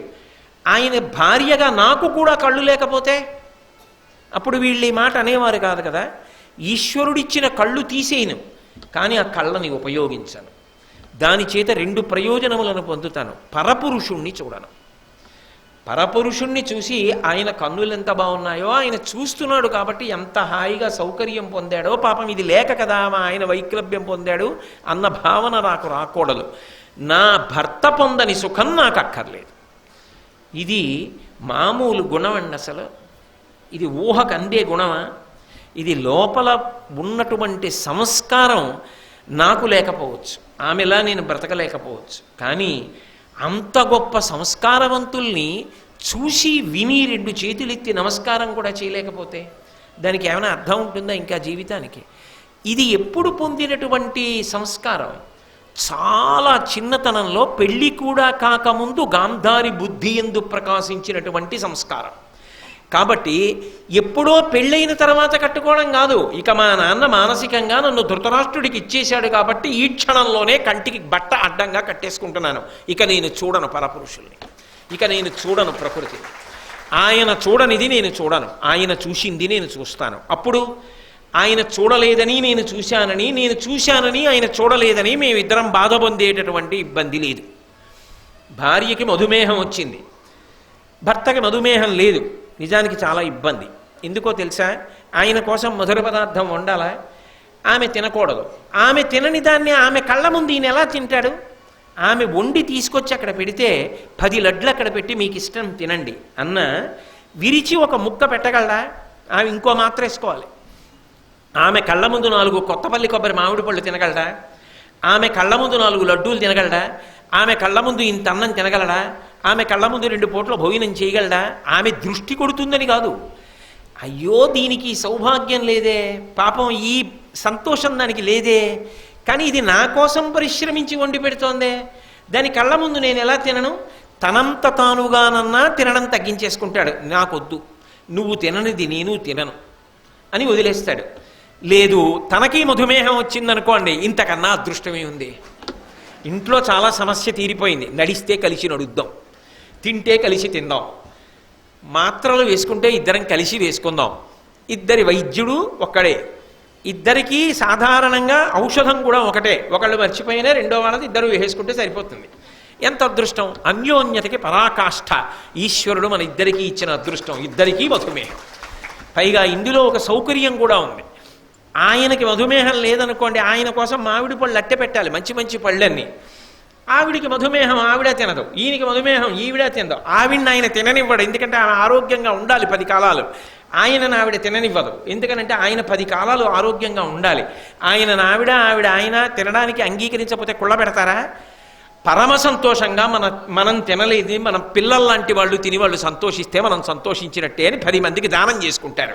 ఇప్పుడు ఇహం మాట దేవుడు ఎరుగు, పరాన్ని పొందుతున్నారా లేదా? తినేసింది ఏమైపోయింది? ఈ శరీరంతో పాటుగా పెరుగుతుంది, వికారమై అగ్నిహోత్రం నందు కాలిపోతుంది, ఒకడికి పెట్టుకున్నది మిగిలిపోతుంది. ఈశ్వరుడు ఎంత ఉపకారం చేశాడు మా ఇద్దరికి మధుమేహం పెట్టి అని ఆలోచించగలిగాడు అనుకోండి, అది ఆయనకి వరం. నీ ఆలోచనని బట్టి ఉంటుంది. ఏదో వివేకానంద చెప్పినట్టు 2 men look through the same bars, one at the stars and one at the mud అన్నాడు. ఇద్దరు ఒక కిటికీలోంచే చూస్తారు, కానీ ఒకడు ఆకాశంలో నక్షత్రాల వంక చూస్తున్నాడు, ఒకడు ఎదురుగుండా ఉన్న బురదగుంట వంక చూస్తున్నాడు. ఎవడి చూపు వాడిది, ఎవడి సంస్కారం వాడిది. చూస్తున్నది ఒక్క వస్తువే, చూడడానికి ఉపకరణము ఒక్కటే, కానీ ఎవరి సంస్కారము చేత చూపు మారిపోతుంది. అలా గాంధారి సంస్కారం అటువంటిది. ఆమె తండ్రిని సమర్థించింది. ఎందుకని అంటే ఆయన నాకన్నా లోకంలో ఏం కోరుకుంటాడు? నా క్షేమం తెలియక ఇవ్వడు కదా. అందుకని పరిపూర్ణమైన హృదయంతో నేను ధృతరాష్ట్రుణ్ణి భర్తగా స్వీకరిస్తున్నాను. ఇప్పుడు ఆమె ఒక్కతే కాదు, అక్క మార్గంలో మిగిలిన 10 మంది చెల్లెళ్ళు కూడా ప్రయాణం చేశారు. ఎటు రాజులకి దక్షిణ నాయకత్వం ఉంటుందిగా. పాండురాజు గారిలా ముందు కుంతిని చేసుకుని తర్వాత మాద్రిని చేసుకోలేరు ధృతరాష్ట్రుడు. ఏకంగా ఒక్కసారే గాంధారరాజు తనకున్న 11 మంది కుమార్తెల్ని ఒక అల్లుడికే ఇచ్చి పెళ్లి చేసేశాడు. 10 చోట్లకి వెళ్ళక్కర్లేరు కూడా. ఒక్కసారి ఓ కూతురింటికి వెడితే 11 మందిని చూసొచ్చేయచ్చు. సత్యవ్రత, సత్యసేన, సుధేష్ణ, సంహిత, తేజశ్రవ, సుశ్రవ, నికృతి, శుభ, శుంభవ, దశార్ణ అని 10 మంది కుమార్తెలు. ఈ 10 మంది కాకుండా పెద్దది గాంధారి. ఈ 11 మందిని ఒక శుభముహూర్తంలో ధృతరాష్ట్ర మహారాజు వివాహం చేసుకున్నాడు. ఈ 11 మందిని తీసుకుని ఈ గాంధారి యొక్క సోదరుడైన శకుని హస్తినాపురానికి చేరుకుని బావగారింటికి తాను కూడా బయలుదేరి వెళ్ళాడు. ఇక వెళ్ళిన దారిగా అక్కడ ఉన్నాడు. ఆ తర్వాత దుష్టచతుష్టయంలో ఒకడయ్యాడు. అయితే చమత్కారం ఎలా ఉంటుందో చూసారా? ఈమె గాంధారరాజు కుమార్తె, శకుని గాంధారరాజు కొడుకు. 2 కాయలు ఒక చెట్టులో పుట్టినవే. కానీ చమత్కారం ఏమిటంటే గాంధారికున్న గుణములలో మంచి గుణాలు శకునికి అన్నున్నాయా? ఇందులో ఒక్క మంచి గుణం శకుని యందు ప్రకాశించిందా? ప్రకాశించి ఉంటే దుష్టచతుష్టయంలో ఒకడు అయ్యుండేవాడు కాదు. అందుకే ఇది ఒక రహస్యాన్ని చెప్తుంది. ఒక తల్లికి తండ్రికే పుట్టినటువంటి సంతానం ఒక్కలా ఉండాలని మీరు అనడం కుదరదు. ఎందుకని అంటే కవల పిల్లలు పుట్టారనుకోండి, ఆడపిల్ల మగపిల్లాడు పుట్టారు అంటే కవల పిల్లలు అంటే 2 ఆడపిల్లలు 2 మగపిల్లలు అవ్వాలని సిద్ధాంతం ఉందా? ఒక్కసారి పుట్టిన వాళ్ళు 2 లింగములను పొందినవారై ఉండొచ్చు, ఆడపిల్ల మగపిల్లాడు అవ్వచ్చు. పోనీయండి, అలా పుట్టిన ఆడపిల్లలాగే మగపిల్లాడు ఆలోచించాలి, మగపిల్లాడిలాగే ఆడపిల్ల ఆలోచించాలని మీరు చెప్పగలరా? ఆడపిల్ల గడగడా మాట్లాడుతుంది, మగపిల్లాడు మాట్లాడేటప్పుడు తడబడతాడు, తొందరగా మాట్లాడలేడు. తేడా వచ్చిందా? పిల్లకేమో సంప్రదాయం అంటే ఇష్టం, అమ్మ కట్టుకుని వదిలిపెట్టేసిన పాత చీర తెచ్చి ఆడపిల్ల కట్టుకుంటుంది. పిల్లాడేమో ఒరే నువ్వు పంచె కట్టుకోరా, తాతగారులా ఉండాలరా అంటే వాడేమో పంచె కట్టుకోవడం మానేసి నాన్నగారి జీన్స్ ప్యాంట్లో కాళ్ళెడతాడు. వాడికి ఆ బుద్ధి వచ్చింది, దీనికి ఆ బుద్ధి వచ్చింది. ఒకలా ఉన్నారా? కుదురుతుందా? కుదరదు. అసలు మీకు ఇంకొక పెద్ద రహస్యం చెప్పనా? అసలు ఒకే చోట ఒక వస్తువు ఉన్నా ఆ వస్తువు పక్కనున్న వస్తువులకి దాని విలువ తెలియాలని నియమం ఏం లేదు. ఎందుకో తెలుసా? ఒక బురదగుట్టలో తామర మొగ్గ పుడుతుంది, దాని చుట్టూనే కప్పు ఉంది, చాపు ఉంది, పీత ఉంది, పురుగులు ఉన్నాయి. ఇది తామర పువ్వు అని వాటికి తెలుసా? ఆ తామర పువ్వు 3వ రోజున అరవిరిసింది, దాని నిండా తేనుంది. కప్పకి తెలుసా అందులో తేనుందని? చాపకి తెలుసా అందులో తేనుందని? పీతకి తెలుసా అందులో తేనుందని? దానితో కలిసి చెరువులో బతుకుతున్న వాటికి ఆ తామర పువ్వు విలువ తెలియదు. కానీ ఎక్కడో పక్కన అరణ్యంలో ఉన్నటువంటి ఒక తుమ్మెదకి తెలుసు ఈ తామర పువ్వులో మకరందం ఉందని. అది ఎగిరి వచ్చి తామర పువ్వు మీద వాలి మకరందాన్ని తాగుతోంది. కానీ దాని చుట్టూ ఉన్నటువంటి కప్ప, పీత, చాప ఎన్నటికీ తెలియదు దానిలో ఉన్న మకరందం. పక్కన ఉన్నాయి కదా అని చెప్పి అందరికీ అన్నీ అనుభవించాలి, తెలియాలని జీవితంలో కోరుకోకూడదు. కాబట్టి గాంధారి పక్కన ఉన్న శకుని గాంధారిలా ఉండాలని ఎలా కోరుకుంటావు? ఆ భిన్నత్వం సమాజంలో ఉంటుంది, అది ఈశ్వరుడి యొక్క నియతి అంతే. ఆయన అలా చెక్కుతాడు సమాజాన్ని. కాబట్టి ఇప్పుడు ఈ 11 మంది పిల్లల్ని తీసుకుని శకుని హస్తినాపురానికి వెళ్ళాడు. వెళ్ళిన తరువాత సంతోషంగా కాలం గడిచిపోతోంది. గడిచిపోయిన తర్వాత ఈ ధృతరాష్ట్ర మహారాజు కేవలంగా ఈ 11 మందినే కాదు, కులమును రూపము శీలము గల కన్యల తెచ్చి గాంగేయుండీన్ అలగుడు ధృతరాష్ట్రుడు కులతిలకుండు పరిగ్రహించే దేవీశతమున్. భీష్మాచార్యుల వారు అనేక కుటుంబాల్లో ఉన్నటువంటి మంచి పిల్లలందరినీ తెచ్చి అంటే బాగా పరిశీలించి వాళ్ళతో మాట్లాడి ఒక్కొక్క పిల్లని తీసుకొచ్చి ధృతరాష్ట్రుడికి ఇచ్చి పెళ్లి చేస్తుంటే ఇంకొక 100 పిల్లల్ని పెళ్లి చేసుకున్నాడు. అంటే ఇప్పటికీ 111 మంది భార్యలు. ఇది కాక ఒక వైశ్యకాంతని పెళ్లి చేసుకున్నాడు, 112 మంది భార్యలు. అప్పటికి ధృతరాష్ట్ర మహారాజు తనంత తాను తెచ్చుకున్న భార్య ఎవరూ లేరు. కానీ భీష్ముడు తెచ్చిపెట్టిన భార్యలు వీళ్ళందరూ. ఎందుకు తీసుకొచ్చాడు ఇంతమంది భార్యల్ని అంటే ఎదర సంతానం లేక ఇబ్బంది పడ్డాం, ఇకపైన ఈ వంశంలో అటువంటి ఇబ్బంది రాకూడదు అని కోరుకున్నాడు. పుట్టారు చాలామంది, ఉపయోగపడ్డారా? వాళ్ళు 100 కాదు, కోట్ల మందిని తీసుకుపోవడానికి కారణమయ్యారు. తాను ఒకటి ఊహించిన దైవం ఒకటి ఊహిస్తుంది. కాబట్టి ఇప్పుడు వీళ్లతో ధృతరాష్ట్రుడు చాలా సంతోషంగా ఉన్నాడు. ఇప్పటి వరకు నేను చెప్పిన దాన్ని బట్టి మీకేమర్థమైంది? గాంధారి గొప్ప సుగుణాల రాశి, గొప్ప ఆంతర సౌందర్యము కలిగినటువంటి సౌజన్యమూర్తి, చిన్నతనంలో అన్ని గొప్ప గుణములను ప్రోధి చేసుకున్నది, అంతటి మహాపతివ్రత, అంత ధర్మానుష్ఠానం చేస్తున్నది. ఇంతమందిని ధృతరాష్ట్రుడు పెళ్లి చేసుకున్న ఆమె ఎప్పుడు మనసులో ఆ పారుష్యమైనటువంటి భావమును పొందలేదు, ఇంకొక రకంగా ఆలోచన చెయ్యలేదు, అంతగా భర్తని అనువర్తించింది. అటువంటి గాంధారి ఒకానొకప్పుడు ఎక్కడో శతశృంగంలో ఉన్నటువంటి కుంతీదేవికి మొట్టమొదట కొడుకు పుట్టేశాడు అని తెలుసుకుంది. మీకు నేను వ్యాసుడి గురించి చెప్పినప్పుడు, కుంతీదేవి గురించి చెప్పినప్పుడు చెప్పాను, పాండురాజుకి శాపం ఉంది కాబట్టి కుంతీదేవికి బిడ్డలు పుట్టరని, తనకే పుడతారని, కాబట్టి ధృతరాష్ట్రుడి తర్వాత తన వంశానికి, తన వైపు పిల్లలకి అధికారం వస్తుందని ఆమె ఆశించింది. కానీ తనకి సంతానం కలగలేదు సరికదా, అవతల కుంతీదేవికి కొడుకు పుట్టేశాడు. ఇప్పుడు ఆవిడ ఏ వరాలు పొందిందో ఆ వరాలే ఆమె ఆక్రోశాన్ని పొందడానికి కారణాలయ్యాయి.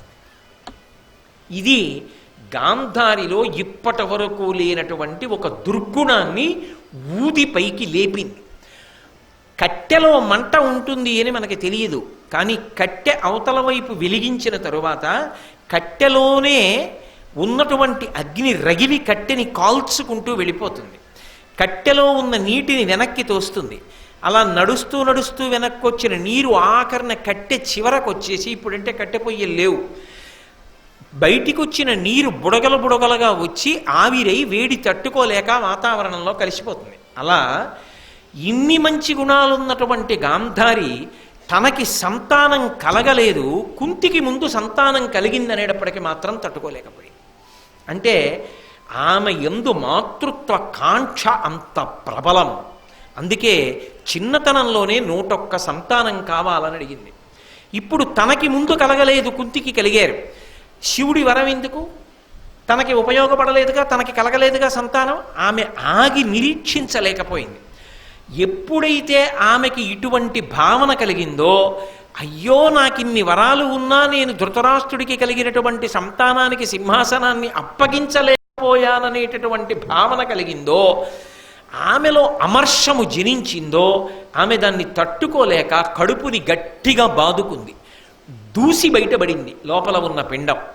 వ్యాసుల వారు గబగబా వచ్చి, నువ్వు మనోహీనవై చేయరాని పని చేశావని ఆ పిండాన్ని 101 ముక్కలుగా చేసి నీతి కుండలలో ఉంచి వాటిని ప్రతినిత్యం తడుపుతూ ఉంచమని చెప్పారు.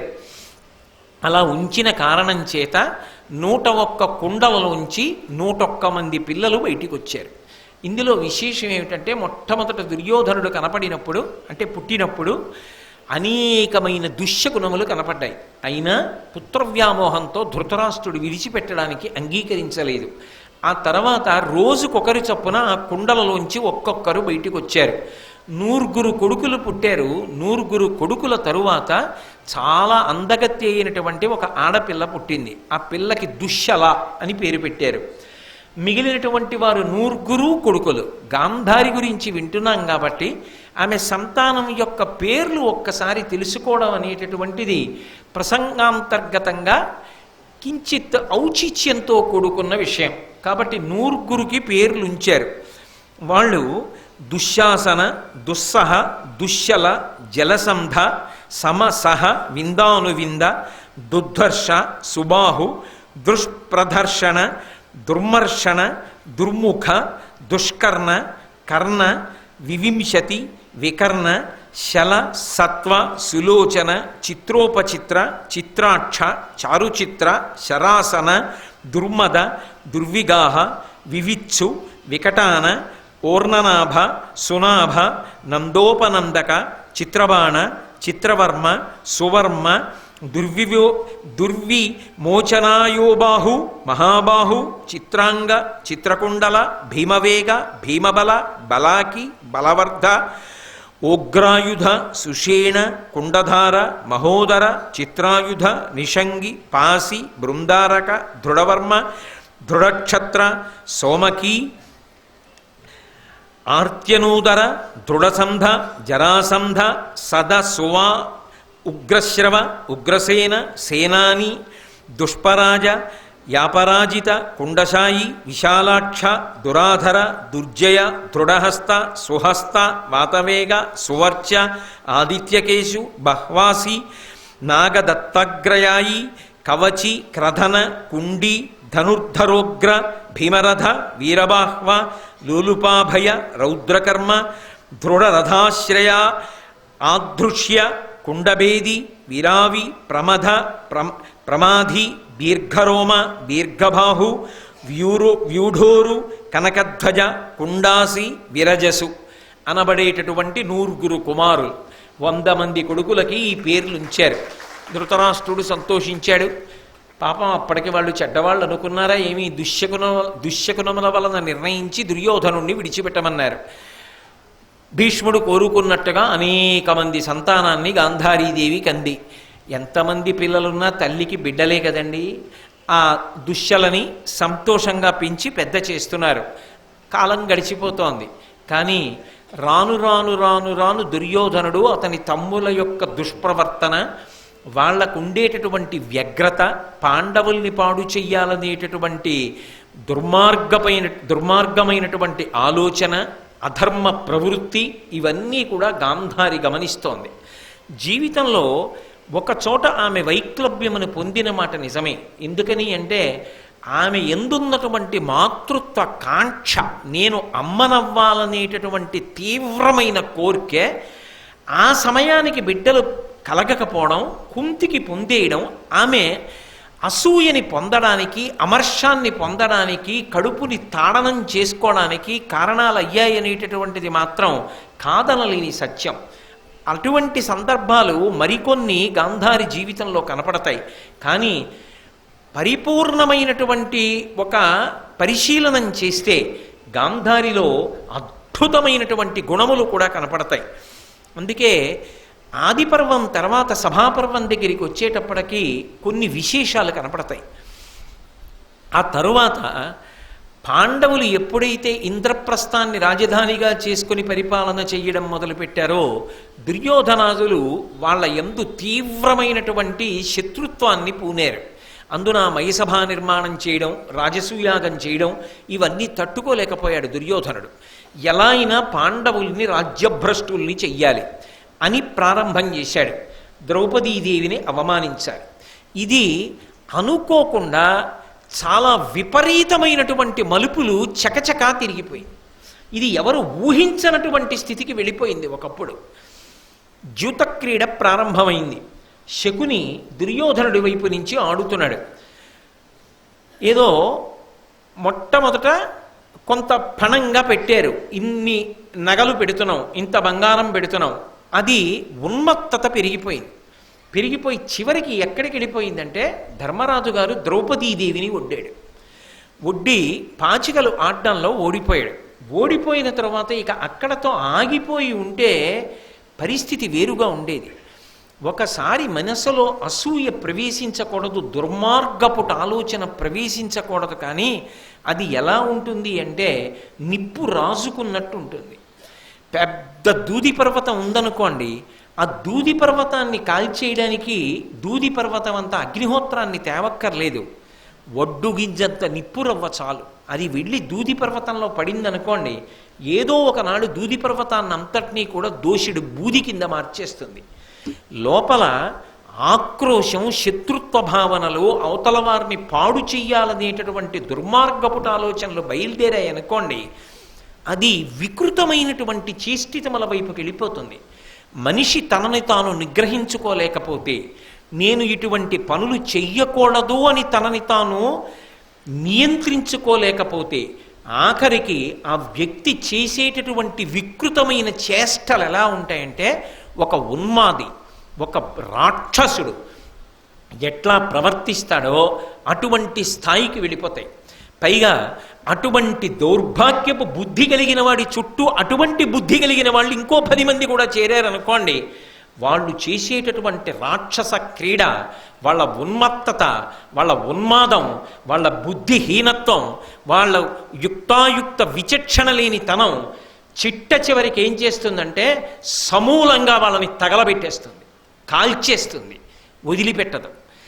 ఆ తరువాతి కాలంలో వాళ్ళు పొందేటటువంటి శాంతి ఉండదు. అదే యథార్థంగా సభాపర్వంలో జరిగింది. అక్కడతో ఆగిపోయి ఉండుంటే కౌరవులు పరిస్థితి వేరుగా ఉండేది. అది ఆగలేదు. ఆగక దుర్యోధనుడు ద్రౌపదీదేవిని ఈడ్చి సభలోకి తీసుకురమ్మన్నాడు. తీసుకురమ్మని ఆగలేదు. దుశ్శాసనుణ్ణి ఆమె వలువలు ఊడ్చమన్నాడు. ఆమె చీర లాగుతుంటే కృష్ణ భగవానుడి యొక్క అనుగ్రహం ఉన్నది కాబట్టి మొలకి ఏ చీర కట్టుకుని ఉన్నదో ఆ చీరలో అనంతముగా వచ్చిన కారణం చేత డస్సి దుశ్శాసనుడు పడిపోయాడు. కానీ అది భారత కథని తిప్పేసింది. పరమధర్మాత్ములైనప్పటికీ కూడా అవతలవాడు హద్దు మీరిపోతున్నప్పుడు నియంత్రించకుండా ఉండడం సాధ్యం కాదు. నీ బ్రతుకేమిటో నీ స్థానం ఏమిటో తెలుసుకొని చూపించవలసి ఉంటుంది. ఆ స్థాయి వాడు తెచ్చుకున్నది. యువతలవాడితో సఖ్యంగా ఉంటే అవతలవాడు ఆ స్థితిని పొంది ఉండేవాడు కాదు. ఆ స్థితి యువతలవాడు పొందే వరకు, నీ స్థానం ఏమిటో నువ్వు తెలుసుకొని చూపుడు వేలు చూపించే వరకు ఆగకుండా రెచ్చిపోతే చివరికి పడిపోయేది ఎవరు అంటే ఆ ఉన్మత్తత పొందినవాడే పడిపోతాడు. అందుకే అది ఎక్కడికి వెళ్ళిపోయింది అంటే ద్రౌపదీ వస్త్రాపహరణం జరిగినటువంటి సందర్భంలో అకస్మాత్తుగా భీముడు పైకి లేచాడు. లేచి ప్రతిజ్ఞ చేశాడు. కురువృద్ధుల్ కురవృద్ధ బాంధవులనీకుల్ చూచుచుండన్ మదోద్ధరుడై ద్రౌపదినిట్లు చేసిన ఖలున్ దుశ్శాసను లోకభీకరలీలన్ వధించి తద్విపుల వక్షశైల రక్తౌహ నిర్ఘర ముర్వీపతి చూచుచుండనని ఆస్వాదింతు నుగ్రాకృతిన్నని ప్రతిజ్ఞ చేశాడు ఆయన. అది ఎలా? ఏ సామాన్యమైన ప్రతిజ్ఞ కాదు. భూపతులందరూ చూస్తుండగా, ఈ దుర్యోధనుడు చూస్తుండగానే దుశ్శాసనుని యొక్క వక్షస్థలాన్ని భేదిస్తాను. ఒక పర్వతం మించి నదీ ప్రవాహం ఒక ఏరు ఎలా పుడుతుందో అలా వాడి గుండెలలోంచి పైకి ఉబికినటువంటి నెత్తురు దోషిళ్లతో పట్టి తాగుతాను. అందరూ చూస్తుండగా చంపి తాగుతాను నెత్తురు. ఎందుకని? ఆ చేతులతో కదూ ఆ ద్రౌపదీదేవి యొక్క జుత్తు పట్టుకుని సభలోకి ఈడ్చి తెచ్చాడు. అందుకని కురువృద్ధుల్ కురువృద్ధ బాంధవులనీకుల్ చూచుచుండం మదోద్ధరుడై ద్రౌపదినిట్లు చేసిన ఖలున్ దుశ్శాసను లోకభీకరలీలన్ వధించి తద్విపుల వక్షశైల రక్తౌగ నిర్ఝర ముర్వీపతి చుచుచుండ అని ఆస్వాదింతు నుగ్రాకృతిన్. ఉగ్రమైన ఆకృతితో దుశ్శాసనుడి గుండెలు బద్దలగొట్టి నెత్తురు తాగుతానని భీముడు ప్రతిజ్ఞ చేశాడు. అంటే అవతల వైపు పతనం ప్రారంభమైందా? ఎవడు రెచ్చగొట్టమన్నాడు? ఒకసారి ఊరుకున్నారు కదా అని చెప్పి అదే పనిగా రెచ్చిపోతానంటే ఊరుకుంటారా? అవతలవాడు రెచ్చిపోతే తట్టుకోగలిగిన శక్తి నీ దగ్గర ఉందా? లేనప్పుడు అవతలవాడి యొక్క ఓర్పుని ఎందుకు పరీక్షిస్తావు? ఆయనే లేచిన నాడు నువ్వు నిలబడగలవా? ఇంత అధర్మాత్ముడివి, ఇంత విచ్చలవిడిగా ప్రవర్తించేవాళ్ళు, ధర్మం మీద నమ్మకం లేని వాళ్ళు, వేషగాళ్ళు, బూటకపు జీవితాలున్న వాళ్ళు ధర్మాత్ముల జోలికెళ్ళి బ్రతకగలరా? అందుకే ఈ ప్రతిజ్ఞ చెయ్యడం కురువంశ చరిత్రని మలుపు తిప్పింది. దుశ్శాసన మరణం ఆనాడే భయంకరంగా లిఖింపబడింది. అక్కడతో ఊరుకునున్నా పోయి ఉండేది. కర్ణుడు ఎంత గొప్పవాడైనా ఆయన జీవితంలో ఒక దోషం ఉంది. ధర్మం కన్నా స్నేహితుడి యొక్క సంతోషానికి పెద్దపీట వేస్తాడు. అధర్మమునందున్నటువంటి దుర్యోధనుడితో అంటకాగాడు. ఇది ప్రమాదం. మీరు జాగ్రత్తగా ఆలోచించండి. కర్ణుడు చాలా చాలా గొప్పవాడు. కర్ణుడు ఇంత గొప్పవాడైనా దుర్యోధనుడి పక్కకి చేరి తనకి ధర్మాధర్మములు తెలిసున్నా కూడా దుర్యోధనుడు సంతోషిస్తే చాలు, అందుకే అధర్మమైన అంగీకరిస్తాడు. అదే విభీషణుడు అనుకోండి రామాయణంలో. రావణాసురుడికి సోదరుడైనా కూడా అధర్మం వైపు అంగీకరించాడు. అన్నయ్య ఇది అధర్మం, ఇది ఇలా జరగడానికి వీల్లేదు. సాధుర్వా ఇది వా సాధు పరైరేషా సమర్పిత బ్రువన్ పరార్థం పరవాన్ నదూతో వధమర్హసి, దూతని వధించరాదన్నయ్య, కాబట్టి హనుమని నువ్వు సంహరించడానికి వీల్లేదని లేచి చెప్తాడు. మాట వినకపోతే నీతో నాకు సఖ్యం అక్కర్లేదని వదిలిపెట్టి వెళ్ళిపోయాడు. బలం ఉన్నప్పటికీ కూడా ధర్మం తప్పితే రావణుడితో తోడబుట్టిన వాడైనా విభీషణుడు అంటకాగలేదు. అందుకే ధర్మాత్ముడి శాశ్వతమైన కీర్తిని సముపార్జించాడు. మా అన్న కదా అని కుంభకర్ణుడు రాజీ పడ్డాడు. రాజీ పడిన కుంభకర్ణుడు ఏమైపోయాడు? పడిపోయాడు ఆ రామరావణ యుద్ధంలో. కానీ ధర్మాన్ని నమ్ముకొని అన్నగారు ధర్మం తప్పిపోయినప్పుడు నేను ఆయనతో అంట కాగను అని వెళ్ళిపోయిన విభీషణుడి యొక్క ఖ్యాతి నిలబడిపోయింది. కానీ కర్ణుడు భారతంలో అలా చెయ్యలా.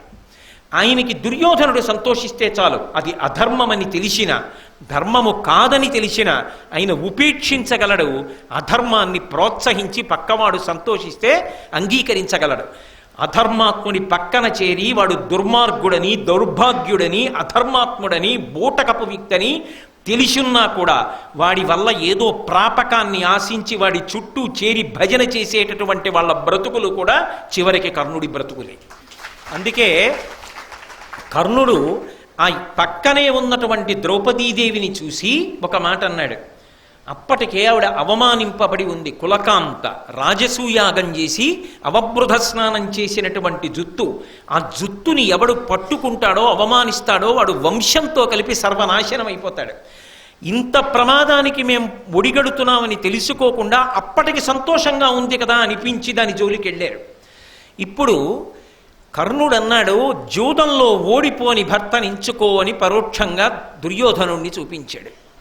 దుర్యోధనుడు కర్ణుడి మాట అందుకని తన తొడ చేతితో కొట్టి చూపించి ద్రౌపదీదేవిని వచ్చి తొడ మీద కూర్చోమ్మని సంజ్ఞ చేశాడు.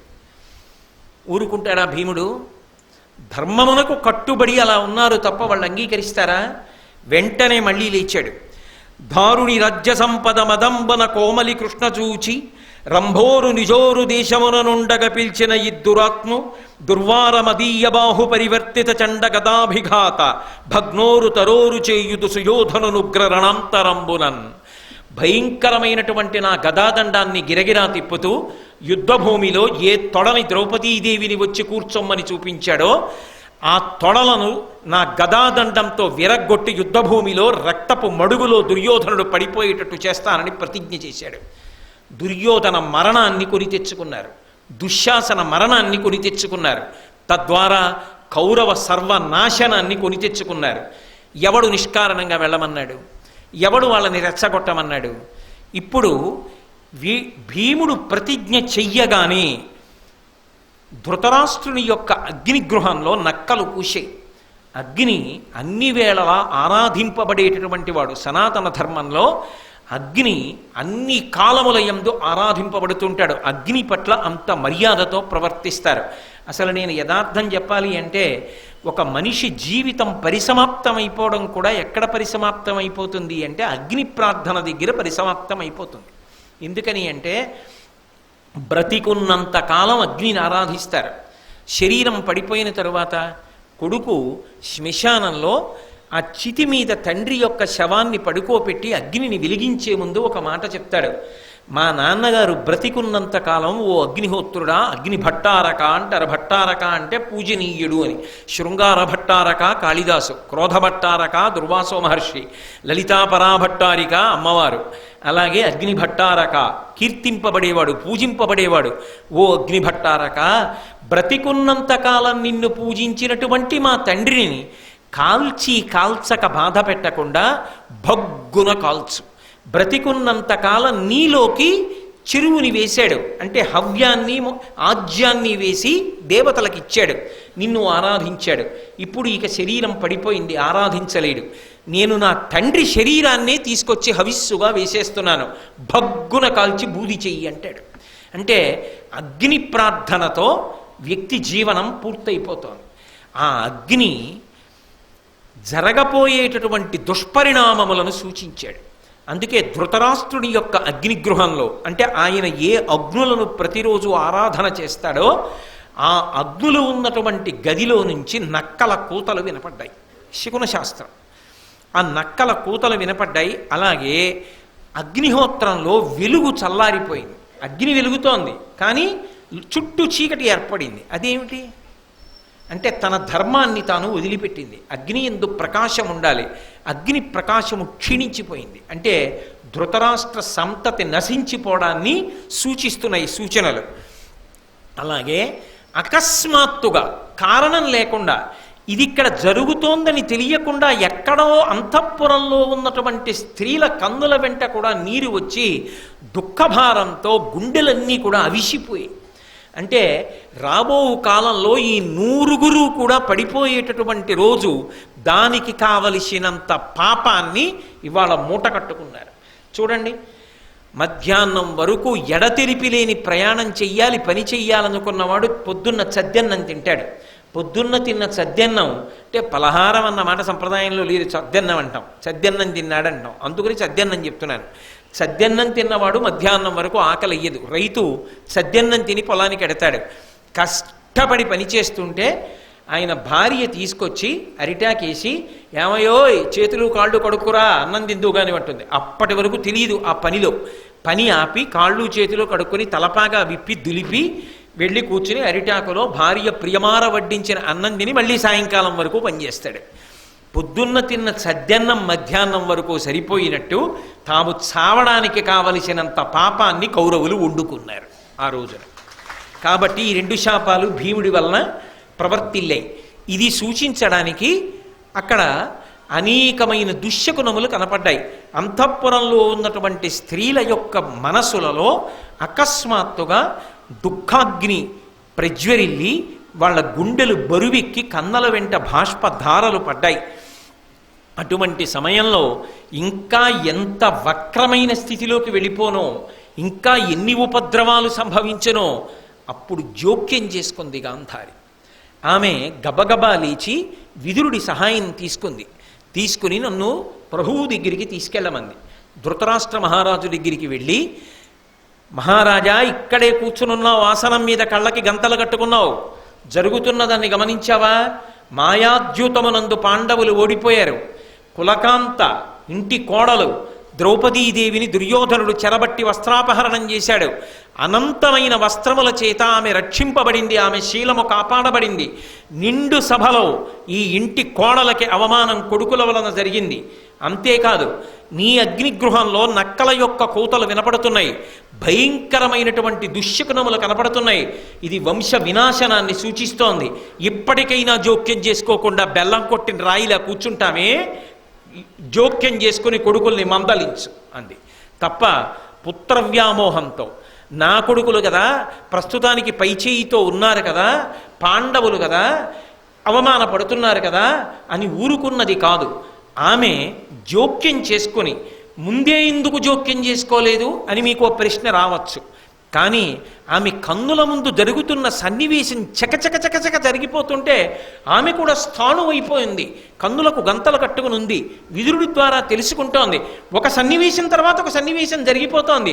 కానీ ఉత్తరక్షణం స్పందించి ఆమె వెంటనే జోక్యం చేసుకుని ధృతరాష్ట్ర మహారాజు దగ్గరికి వెళ్ళి మాట్లాడి, వెంటనే ఆ ధృతరాష్ట్రుడు లేచి దుర్యోధనాదులను నిగ్రహించి కోడలైన ద్రౌపదీదేవిని పిలిచి, అమ్మా జరిగిన అవమానానికి సిగ్గుపడుతున్నాను, కులకాంతవి, ఎంత పొరపాటు జరిగిందమ్మా, నేను నీకు కలిగిన బాధ తీర్చాలి, వరాలు కోరుకోమంటే ఆమె ముందు ధర్మరాజు యొక్క దాస్య విముక్తిని, తర్వాత పాండవుల దాస్య విముక్తిని కోరుకుని మళ్ళీ రాజ్యాన్ని సముపార్జించింది. తాము జూదమాడడానికి ముందున్న స్థితిని పునరుద్ధరించింది మహాతల్లి.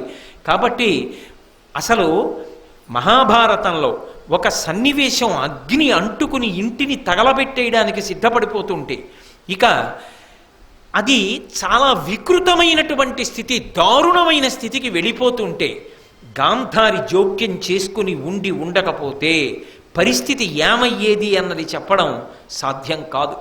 ధృతరాష్ట్రుడి దగ్గరికి వెళ్ళి ఆయనని జోక్యం చేసుకోమని ఉత్తరక్షణంలో ఆపింది ఎవరు అంటే గాంధారి.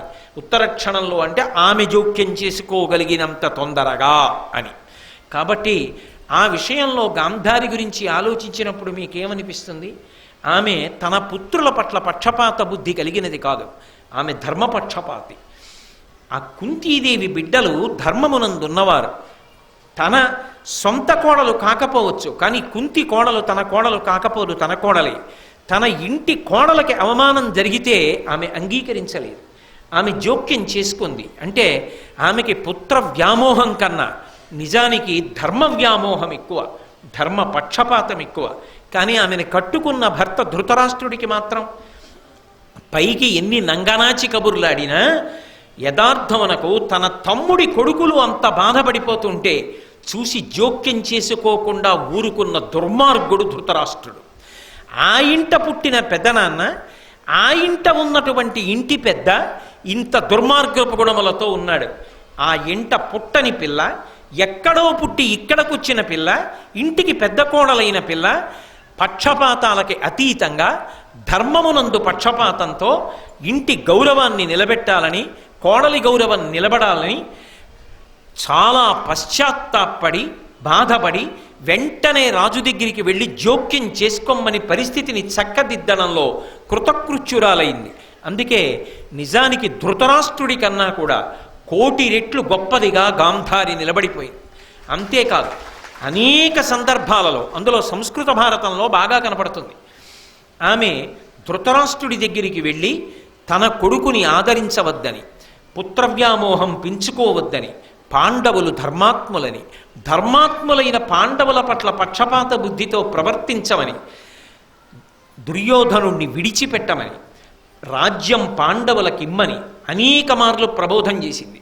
కానీ అదే ధృతరాష్ట్రుడైతే మాత్రం అనేక పర్యాయములు దుర్యోధనుడు తన దగ్గరికి వచ్చి పాండవుల యొక్క కీర్తి పెరిగిపోతోంది, పాండవులు రాజ్యాన్ని చాలా గొప్పగా పరిపాలన చేస్తున్నారు, ఇలాగైతే మాకు పరిపాలించడానికి ఏం దక్కుతుంది, ఎలాగైనా పాండవుల్ని మట్టు పెడతాను, ఇదిగో ఇటువంటి క్రూరకర్మలు ఆచరిద్దాం అనుకుంటున్నాను అని తన కొడుకు చెప్తే, తండ్రి లేని పిల్లలు తన తమ్ముడి బిడ్డలని కూడా చూడకుండా ఒకప్పుడు లక్క ఇంట్లో పెట్టి కాల్చడానికి సిద్ధపడ్డాడు.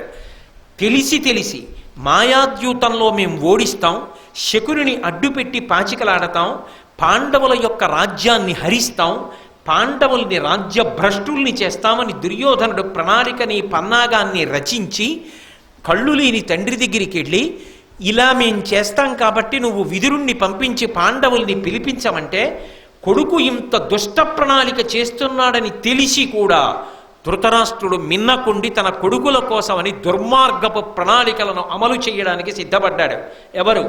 పాండవులకు స్వయాన పెద్ద తండ్రి, ఆ రాజ్యానికి అధికారి. అటువంటి వాడు ఇంత దుర్మార్గపు ఆలోచనలు చేస్తే, ఆ ఇంటి పిల్ల కాదు నిజానికి, ఎక్కడో పుట్టిన పిల్ల, కానీ కోడలైన తరువాత నేను ఈ ఇంటి పిల్లని కానన్న భావన పొందలా, నేను ఈ ఇంటి కోడల్ని, ఈ ఇంటి గౌరవ మర్యాదలు నిలబెట్టవలసిన దాన్ని, నాకు పాండుపుత్రులొకటి, నా కడుపున పుట్టిన వాళ్ళొకటి కాదు, ధర్మం వాళ్ళ పక్షానుంది, వాళ్ళకి రాజ్యం ఇవ్వండి, వాళ్ళలా బ్రతకడం నేర్చుకోమని తన కొడుక్కి చెప్పి, తన పిల్లల్ని ఆదరించవద్దు, దూరంగా పెట్టమని భర్తకి చెప్పి, భర్త మాట వినకపోతే ఆ సభలో ద్రౌపదీదేవికి అవమానం జరుగుతున్నప్పుడు తాను జోక్యం చేసుకొని ఆ ఇంటి గౌరవాన్ని నిలబెట్టడానికి ప్రయత్నించినటువంటి ధర్మ పక్షపాతి మహాతల్లి గాంధారి. ఇప్పుడు నాకు చెప్పండి, భారతంలో కొంతమంది స్త్రీమూర్తులు ఎంత అంతఃసౌందర్యంతో నిలబడ్డారు. నిజంగా అంటుకుంటున్న అగ్నిహోత్రాన్ని కూడా ఆర్పినటువంటి ఘనత వాళ్ళదే. వాళ్ళు జోక్యం చేసుకోకుండా ఉండకపోతే పరిస్థితి అప్పటికప్పుడే ఎంత వికృతమైనటువంటి పరిణామముల వైపుకి దారి తీసేదో. అందుకే అంత గొప్పది గాంధారి. ఇంకా గాంధారి వైభవం ఏమిటో, గాంధారి మాట్లాడితే ఎలా ఉంటుందో, ఎంత క్లిష్టమైన సన్నివేశంలో గాంధారిని ధృతరాష్ట్రుడు పిలిపిస్తాడో, పిలిపించిన నిర్భయంగా గాంధారి ఎలా మాట్లాడుతుందో, ఏది ధృతరాష్ట్రుడు చెయ్యలేడో అది గాంధారి చేసి చూపిస్తుంది. అది ఆమె గొప్పతనం. ఆ నాటకీయ సన్నివేశమేమో ఇంత గొప్పదైన గాంధారి కూడా ఎక్కడెక్కడ జారిపోతూ ఉంటుందో, ఈ విషయాలన్నిటినీ కూడా మళ్ళీ రేపు సాయంకాలం 7 గంటలకి మనం కలుసుకున్నప్పుడు పరిశీలనం చేద్దాం. మంగళాశాసనపరై మదాచార్య పురోగమై సర్వైశ్చ పూర్వైరాచార్యై సత్కృతాయాస్తు మంగళం. మంగళం కోసలేంద్రాయ మహనీయ గుణాత్మనే చక్రవర్తి తనూజాయ సర్వభౌమాయ మంగళం. ఉమాకాంతాయ కాంతాయ కామితార్థప్రదాయినే శ్రీగిరీశాయ దేవాయ మలినాథాయ మంగళం. సర్వం శ్రీ ఉమామహేశ్వర పరబ్రహ్మార్పణమస్తు. స్వస్తి.